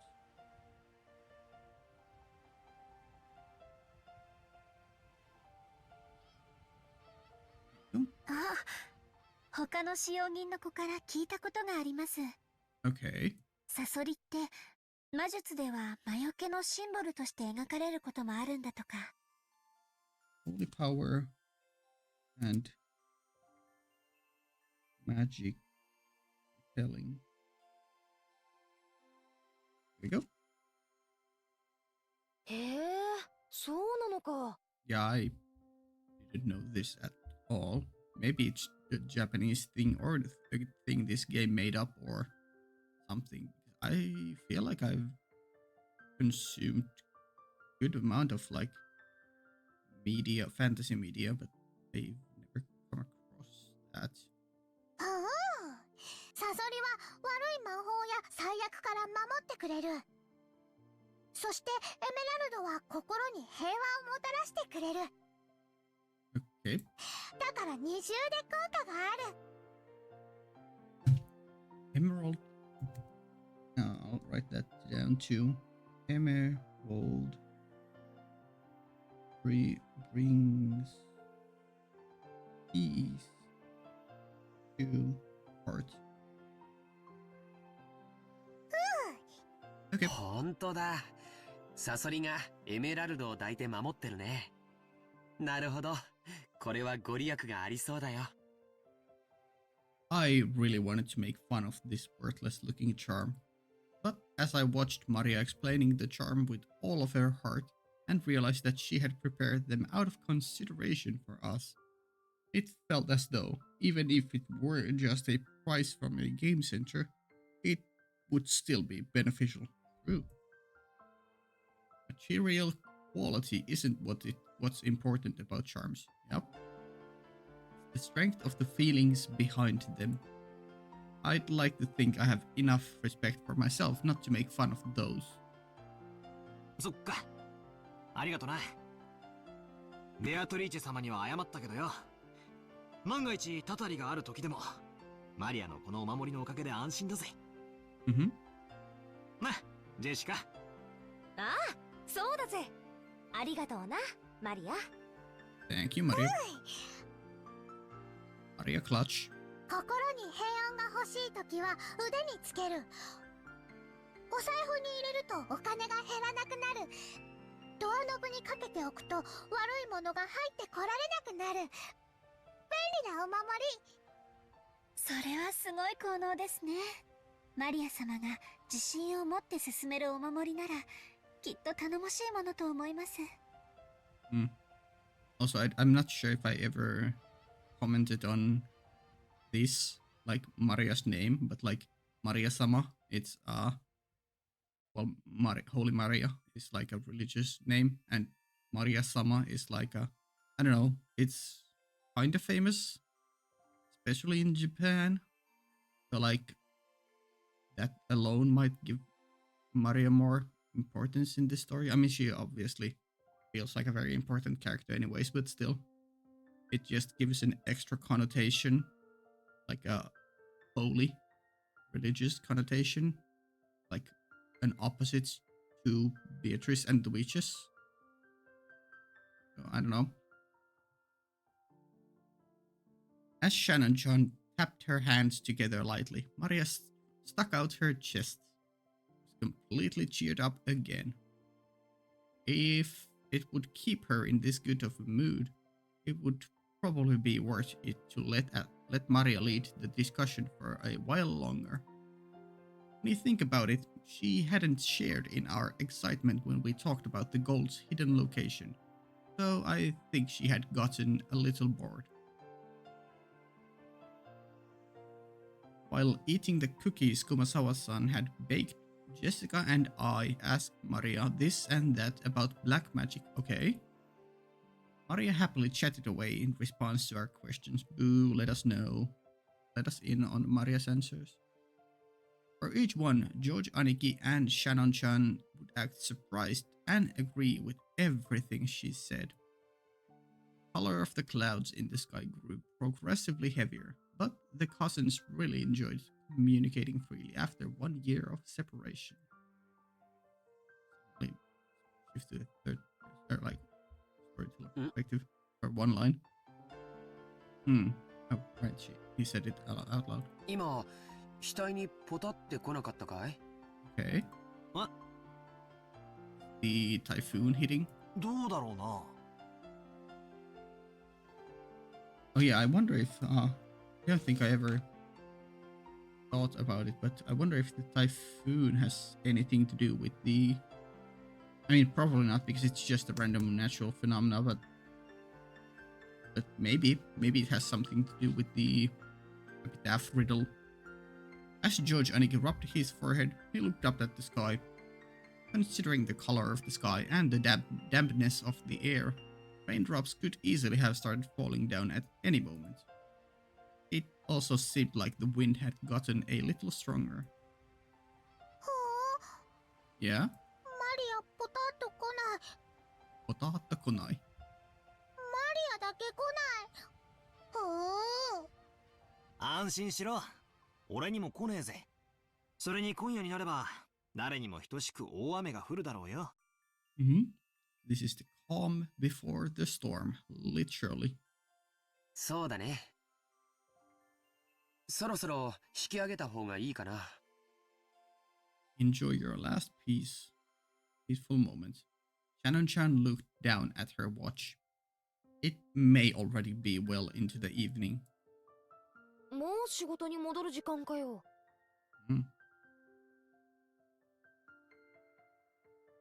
はい。Yes. 皆様と一緒で楽しい時間を過ごさせていただきました。You're welcome, and thank you for being here. ありがとうございました。Thank you. 熊沢さんにクッキーをごちそうさまって伝えてね。さあみんな、片付けを手伝おう。Shannon-chan declined our help, saying that this was a servant's job. But picking up a dropped fork before the waitress has to... Wait, what? Picking up a dropped fork before the waitress has to is like my purpose in life. Okay. We folded up the blanket, gathered up the trash, and helped clean everything up.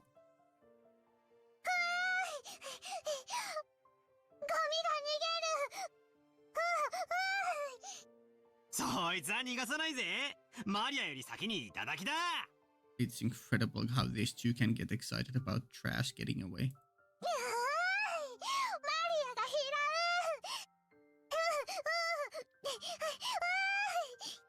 マリア、靴を濡らすなよ。怒られるぜ。Maria, chasing after some trash that the strong winds had sent flying, was just like an extension of our playtime, I guess. By the time we finished cleaning up, the wind had started blowing very strongly. It looked like a good chance to head back. 皆様のおかげで助かりました。ありがとうございました。Thank you. You're welcome. もう本当に時間がないみたいだね。Yeah, it's very windy. 先に戻っていいよ。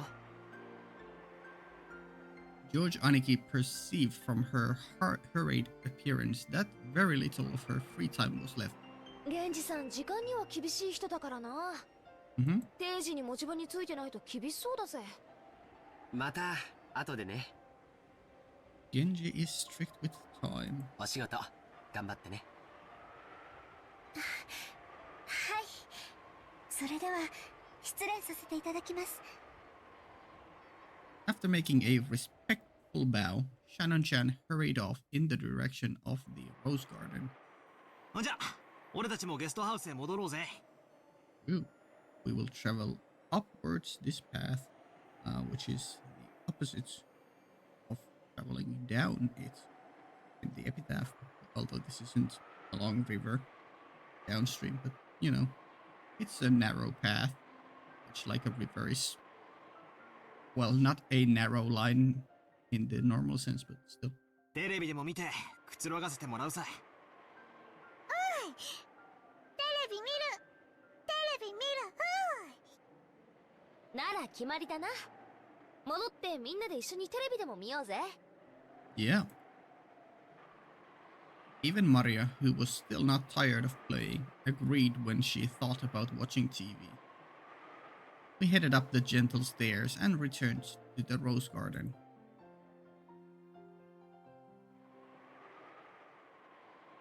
Ooh, yeah, it's definitely getting cloudy and dark. Wind had become very strong. Yeah, I can hear it in the background. And roses shook throughout the garden like ripples on water. This might be our last chance to see these beautiful roses. Literally.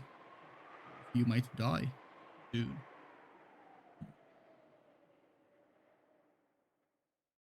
Where the plot kicks in. Although I assume that, like, I think I put George as one of the people who could die, but I still, like, that's a long shot. Like, I would very much think that the servants and the older adults would be the first ones to die before any of the kids or teens. Maria. バラ、今夜の風でやられちまうかもしれないな。What about that one rose he mentioned earlier? そうだな。バラたちもラッキーだったと思うぜ。台風の前にバトラたちを歓迎できたんだからよ。Ah, I see. 花はいつか必ず散る。でも、だからこそ咲き誇る今をめでることができるんじゃないかな。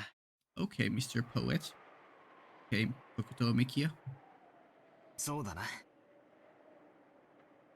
Wait, he actually kind of looks like Kokuto Mikia from Garden of Sinners. One of my friends compared him to like Shinpachi from Gintama, which yeah, glasses and very straightforward personality. I guess the voice is kind of similar too, but the attitude is much more gentle. Shinpachi is just yelling all the time, playing the role of the straight man. マリアもよく目に焼き付けとけ。今この瞬間が今年で一番のバラなんだぜ。Tomorrow they will be beautiful red roses. 目に焼き付ける。 Oh, actually, eyes changing. Burn it in her eyes. Burning witches, which is burning on the stake. Yeah. Right then, Maria suddenly clapped her hands. It looked like she had remembered something. Okay. マリアのバラ。 Yeah. Okay. 台風で飛ばされちゃう。 Wanna dig it up and bring it into your room? ああ、ジョージの兄貴に目印のリボンをつけてもらった。あの元気のないバラか？ It seemed that Maria remembered where the rose was. She ran at full speed. The rest of us followed her.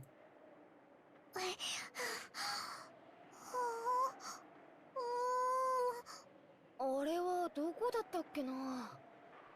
Okay, is it weirdly gone and non-existent? 確かこの辺だったと思ったぜ。 We searched everywhere around that area, but after all, it was only a single flower amongst all of these roses. Even though we knew it was somewhere close by, it wasn't proving easy to find. Something weird is going on.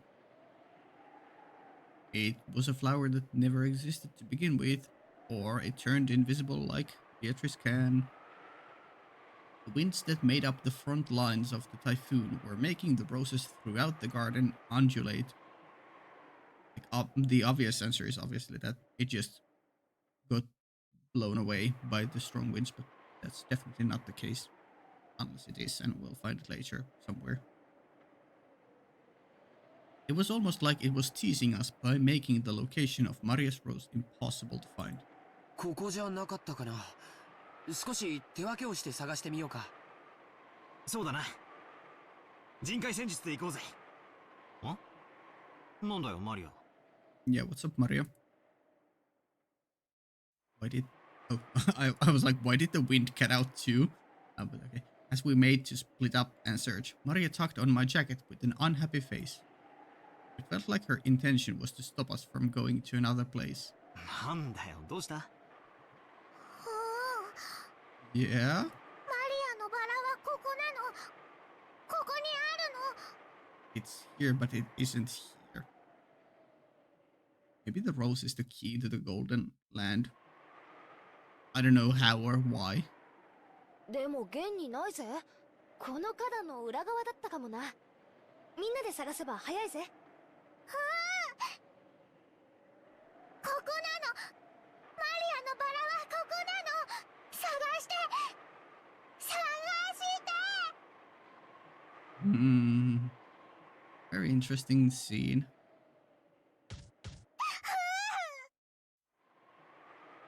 Maria stomped her feet in irritation. She was pointing at the spot, saying it was definitely there, yet it actually wasn't. And yet, if we went to go search elsewhere, she got mad. I guess one thing could be that Beatrice saw the flower, ripped it out of the ground, and turned it invisible alongside her, and she's holding it currently. We were at a loss for what to do. For a while, we would have to stay with Maria and pretend to search through this rose thicket. Ooh, okay, that was a bit long of an black transition screen. I'm very agitated, anxious about this whole scene. Yeah, very good mood building. Very much doki doki. ない。 Not here. ない。ない。 Maybe she's saying that it should be here, but isn't. Maria became increasingly ill-tempered. Yeah? 参ったな。マリアがすっかり機嫌を損ねちまったぞ。マリアはたまにすごくどうでもいいことを気にし始めちゃうんだよ。You should always pay attention to those things. それがどうにかなるときはいいんだけど。ないものは探せないしね。困ったな。Just as we were starting to despair for a way out of the situation, Maria shouted out loudly.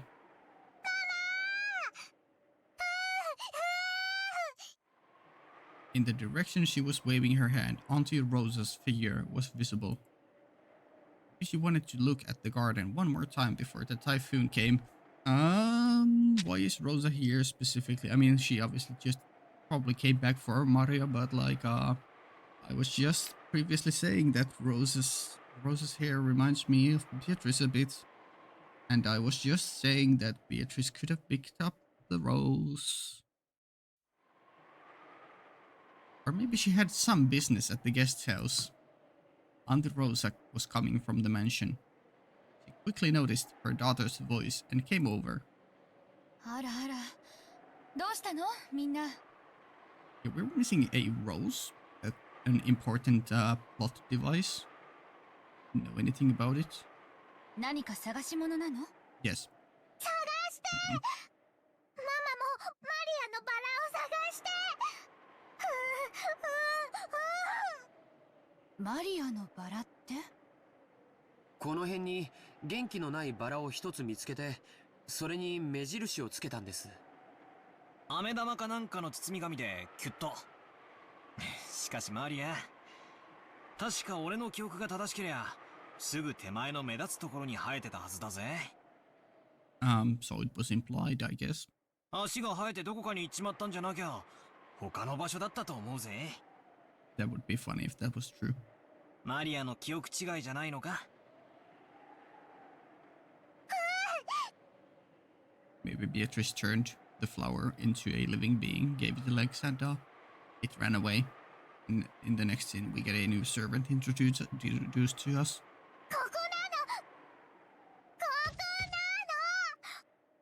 stomping and stomping. パトラが信じてくれない。その言うのをやめなさいって何度言ったらわかるの。ママも探してあげるから静かにしなさい。I was a little surprised to see Auntie Rosa, who I had only ever seen as gentle, get angry. Yeah, she's being strict with Maria. Auntie Rosa began searching as well, so we went along with her for the time being. But we were already more than sure that it wasn't around here. And so Auntie Rosa also realized very quickly that it wasn't here. ここにはそのバラはないわよ。 True. Or maybe not true. 他の場所の間違いじゃない。 No. これだけたくさんのバラがあるんだから。 And Maria stomping again. Wow, that was a loud stomp slash hit. ここにあるの。 I feel like those stomps or yeah, and screen shake sounds will be utilized later in the game. ママも信じてくれない。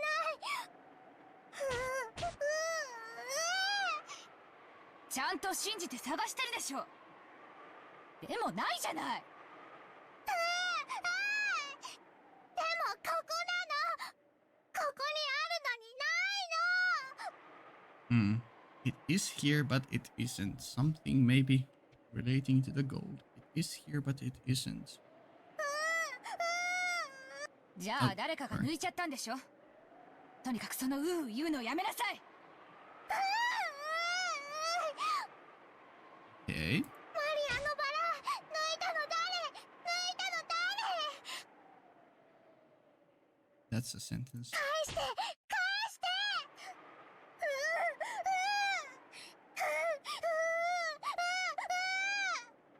そんなの知らないわよ。やめなさい。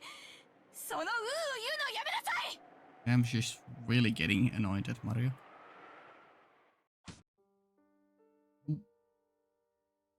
Okay. And a track change. Auntie Rosa slapped Maria's left cheek with her palm. That instant, Maria was shocked into silence. Yeah. Of course, it was only for an instant. When Maria realized that her wish was being rejected before it could be fulfilled, she started yelling with an increasingly louder voice. Oh boy.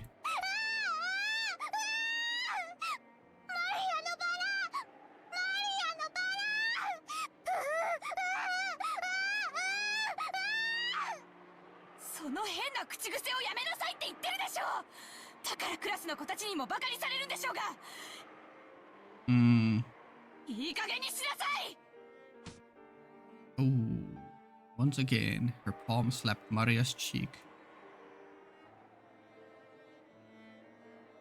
Dual tears. This time she didn't go silent. She choked as she started crying and began to bawl in an increasingly louder voice. Auntie Rosa was clearly irritated and lifted her hand once more to try and shut her daughter up.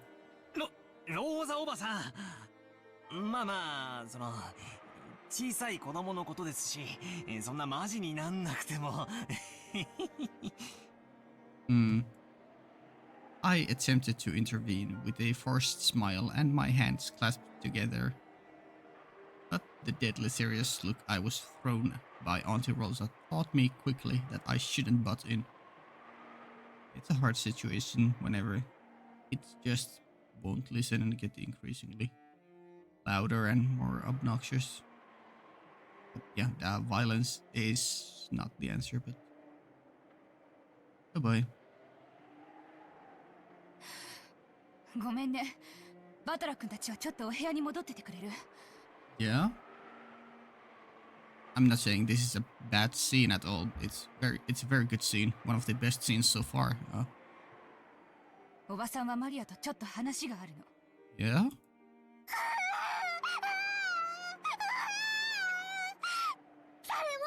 アのバラを信じてくれない。ここにあったのに。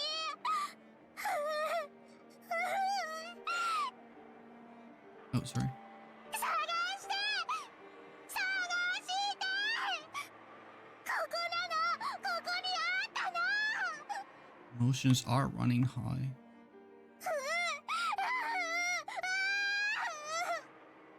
でもないじゃない。なら他の場所の勘違いでしょ。Hmm. ここなの絶対にここなの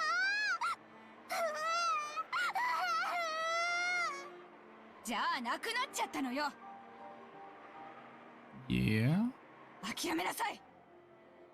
I think this is the option she has to come up to. Like, she has to give up for now. どうして That is the question of the hour. どうしてマリアのバラがなくなっちゃうのどうしてどうして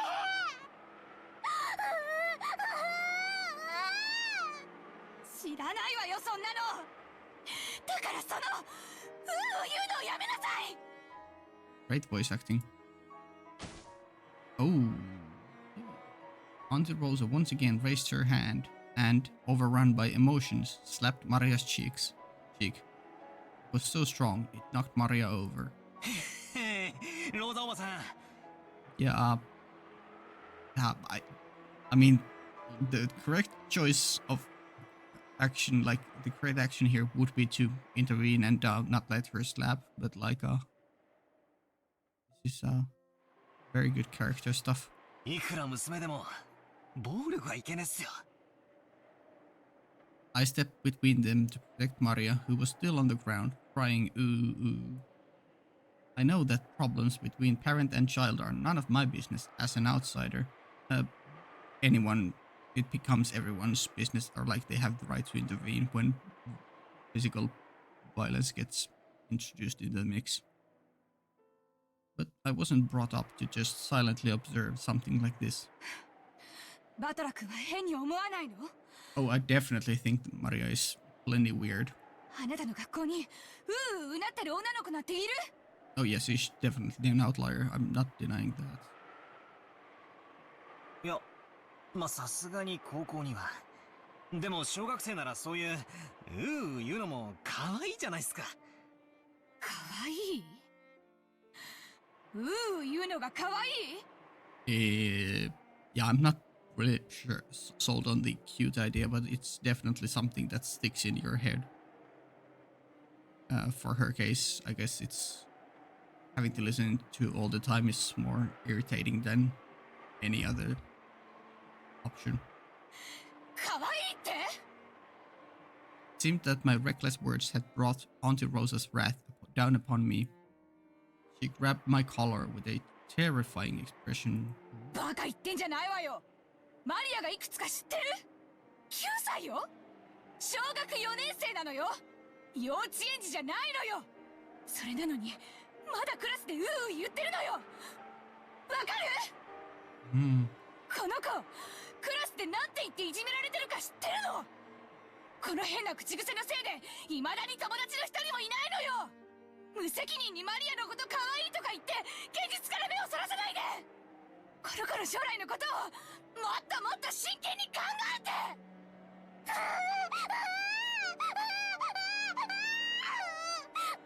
Damn.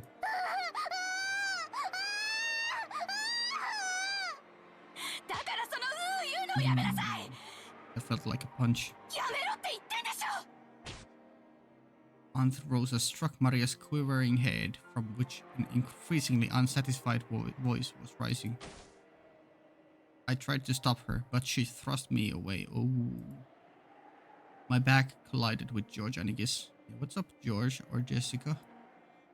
昔はローザおばさんもマリアちゃんの幼児言葉の一つだくらいにしか思わなかったんだけど、小学校の中学年になっても治らないのを最近はだいぶ気にしてて。 Yeah, no, I understand her dilemma of like it being really concerning.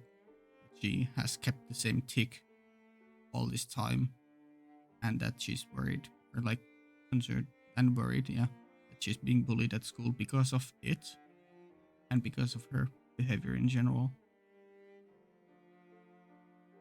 別にどういう言葉遣いをしようと関係ねえだろ。I don't know. Some people do have trigger words. そのまま社会人にはなれないよ。だから見ていて気持ちのいい光景ではないけれど、これはおばさんたち親子の問題なんだよ。Okay, George a bit more traditionalistic thinker. The parents should discipline their children. まあ私もこの言葉遣いのせいでよくお袋に怒られるけどよ。If you look at it that way, maybe an outsider shouldn't interfere with this, even though it's painful to watch. No, the moral, correct way. I don't know what to call it is the way you are thinking and acting. But Japan is very much stuck in past, or at least was, and this is in the 80s, and yeah, it wasn't an uncommon thing back then, even in the West.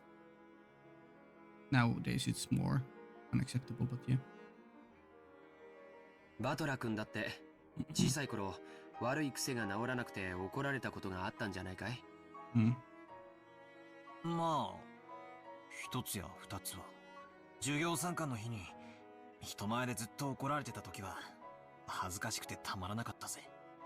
じゃあ今のマリアちゃんたちの気持ちはわかるよね。僕たちにここにいてほしいとは思わないんじゃないかな。And Japan in general places a huge importance and emphasis on like social manners and fitting into society normally. Like stuff like what Maria is, the way she acts is very much sticks out like a sore thumb, and is usually the kind of stuff people get bullied for, and people talk behind her back about that kind of stuff. Give her the weird side eye. ジェシカちゃんにもわかるよね。怒られてるところを誰かに見られてえとは思わないぜ。That's true. 行こう。ゲストハウスへ戻ろう。そしてマリアちゃんが戻ってきたら何事もなかったかのように迎えてあげようよ。それが一番じゃないかい。I mean, I am of the belief that battlers should intervene. I don't know, maybe punch Rosa in the face. I mean, obviously not punch her in the face, but like intervene and just yank Maria away forcefully. We thought George Aniki's point was probably correct, and if we could use that correct-sounding reason to justify our retreat from this painful scene, that was probably enough for us. Yeah, it's kind of hard to become the moral person. It's much easier to be the person watching from the sidelines quietly and trying to either justify things to yourself or just let things happen and then later on comfort and give solace. Jessica and I nodded at George Aniki, and we all left. We called toward Maria that we were going to head to the guest house. Ooh, that could register as like a betrayal, leaving her behind on her, by her point of view. But since it didn't seem to reach her ears, we felt guilty and shameless even saying it. Okay. I feel like it's better that she didn't hear it. それなら好きなだけ一人で探しなさい。ママは知りません。探す。マリアが一人で探す。ママが知らなくても探す。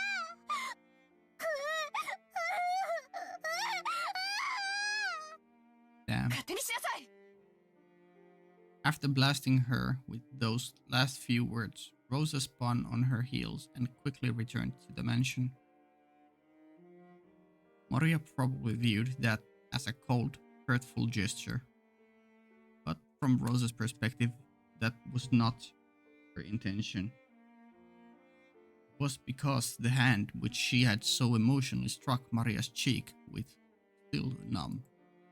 It was because if she stayed there screaming, she might again be taken over by her emotions and continue slapping her daughter's cheek over and over. After Rosa left, only Maria was left in the rose garden, all alone. The wind began to blow stronger and stronger, and every once in a while, a raindrop would fall on her forehead. However, Maria couldn't leave that place. Not until she found that poor, withering rose. It had definitely been there, and yet wasn't there. Even though she knew the place, and even though this was it wasn't there. Maria, while bitterly staring at the place it was supposed to be, thought frantically. Maybe the angle I'm looking from is wrong. Maybe the height I'm looking from is wrong. While gazing at a single point, Maria repeatedly changed her position and continued to stare. The wind was getting increasingly stronger, but Maria kept on looking for that rose in front of the flower bed.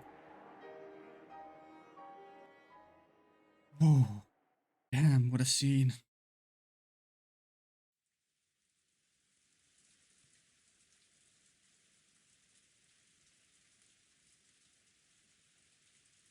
Kinzo noticed the sound of the raindrops beating on the window. It had finally started to rain. It had begun later than the weather report had predicted. Kinzo, as if being summoned by the sound of the rain, approached the window. Sorry. The sound of the rain is a sound of silence. Can you see all the way from here to the guest house? Can we see the rose garden, or is it too far away? That sound feels quieter than any silence, and makes humans remember that, in the end, they are alone from when they are born, when they die.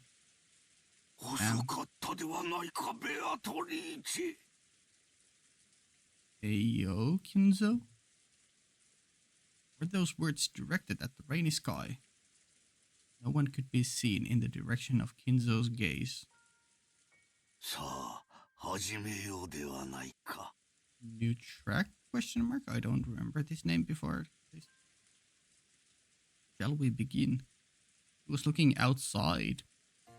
And outside, I think the only people are or is Maria and Beatrice. Maria is Beatrice? Question mark. 私とお前の奇跡の宴を今こそこの島は現世より切り離された。 Okay, reality marble has been established. In this very moment, this island has been cut off from the world. Okay. Oh, I mean, it probably means that because of the typhoon, no boats can come here. But I was instantly reading it more like a magical thing. It could be both, or one or the other. I'll keep all options possible for now open. もう誰も私の儀式の邪魔をすることはできぬ。So the epitaph is more like a ritual you intend to do. お前にふさわしい生贄は十分にあるぞ。息子たちが4人、その伴侶が3人、孫たちが4人。Yeah, that's 11. And I did say in the prediction thing that there were 12 Ushiromiya family members on this island, but Kinzo is obviously one of them, so 11. Minus Kinzo, there are 11, and we were talking about 11 possible sacrifices, plus maybe 2 if the second Twilight is referring to a literal tearing apart instead of romantical. But let's just go with 11, so that would literally mean all of the Ushiromiya family members. I just assumed that maybe we would like to keep the more important characters name-wise alive longer and first go and kill off the servants. But I don't know. I guess this was your idea to kill off your own family members. 私に客に使用人たち There are so many. Oh, okay. Well, yeah. Never mind. We include you and the guests, or guest, I guess, a single guest because everyone else is a servant. The only single guest is a doctor. Right? どれでも好きなだけ食らうがいい運命の鍵は悪魔のルーレットに従い生贄を選ぶであろう Okay, so maybe there isn't rhyme or reason on who dies according to the head, chest, stomach, knee, or leg parts.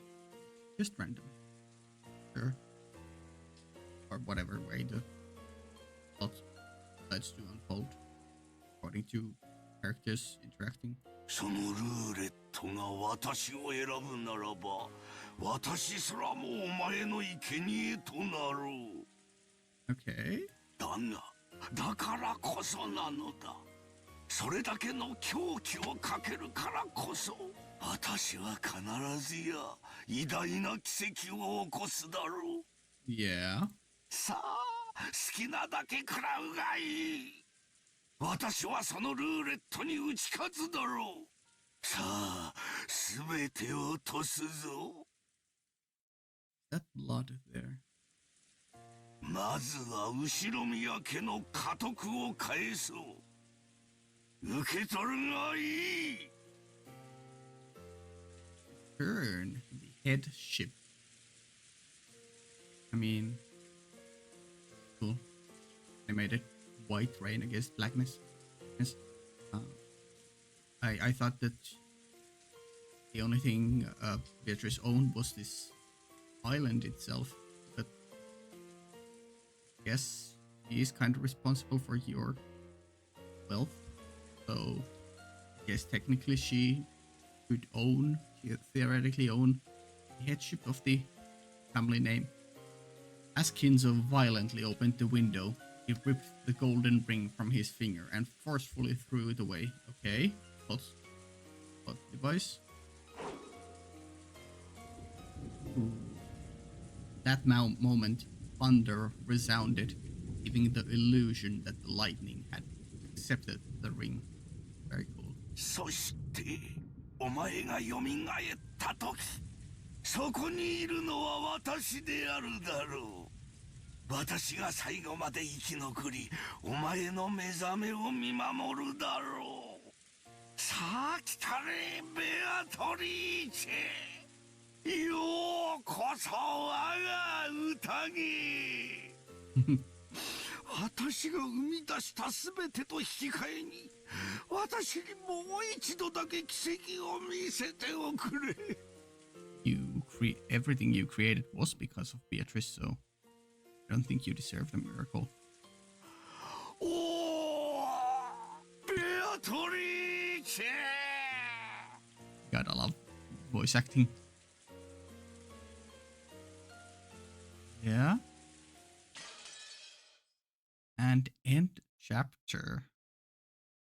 Very cool. Ooh. Oh. Okay, yeah. Glitter and umbrella. 18. We're heading into the evening. I think this is a good place to stop. It's like the new content we got in this part was definitely lesser, but there's some extra stuff I threw in. Me theorizing, so maybe hopefully that that works out. Video is not that short. And obviously this this whole part was like I don't know, it just keeps getting better. I feel like each time I say that this was the best section of the game so far, and definitely this whole Maria Rosa scene was probably my new favorite part. It was very well done emotionally and like tension wise. Very good building there. I feel like this game is gonna make me cry at some point. I hate it, but I love it at the same time. It just means that I'm really invested, and that's a good thing. That's a very good thing. What did we learn this time? We learned that we learned about Odawara Castle, Sogakishi, Mount Asama, which are probably not. They're probably red herrings, or like I don't know. Maybe they are tangentially related, but I feel like, since those were the first things we thought of, we learned that witches can fly and can become invisible. We learned about scorpions being able to block and repel magic because of their holy power. They've been drawn onto magic repelling magic circles since ancient times. We learned that emerald brings peace to the heart. We learned that, or we got some warding amulet thingies from Maria. We learned that the rose is missing. We learned that the game has now officially begun, and the ring Kinzo threw away was accepted by the lightning. Okay, very cool. Definitely big, massive points for both Rosa and Maria in this part. I mean, you would say probably in the normal sense that negative points towards Rosa, but I don't know, it just really builds her character more, which I was wanting, even if it goes to a more darker path. It's still good content, and I was invested in that whole thing. So yeah, big plus points to them too. Battler was doing Battler stuff. Minus points for him for not believing Maria, but then plus points for him for trying to beat a hero there. Yeah. Overall, very good stuff. Yeah. I guess we'll leave it here. Patreon, 2-week early access. You know the deal. Bye.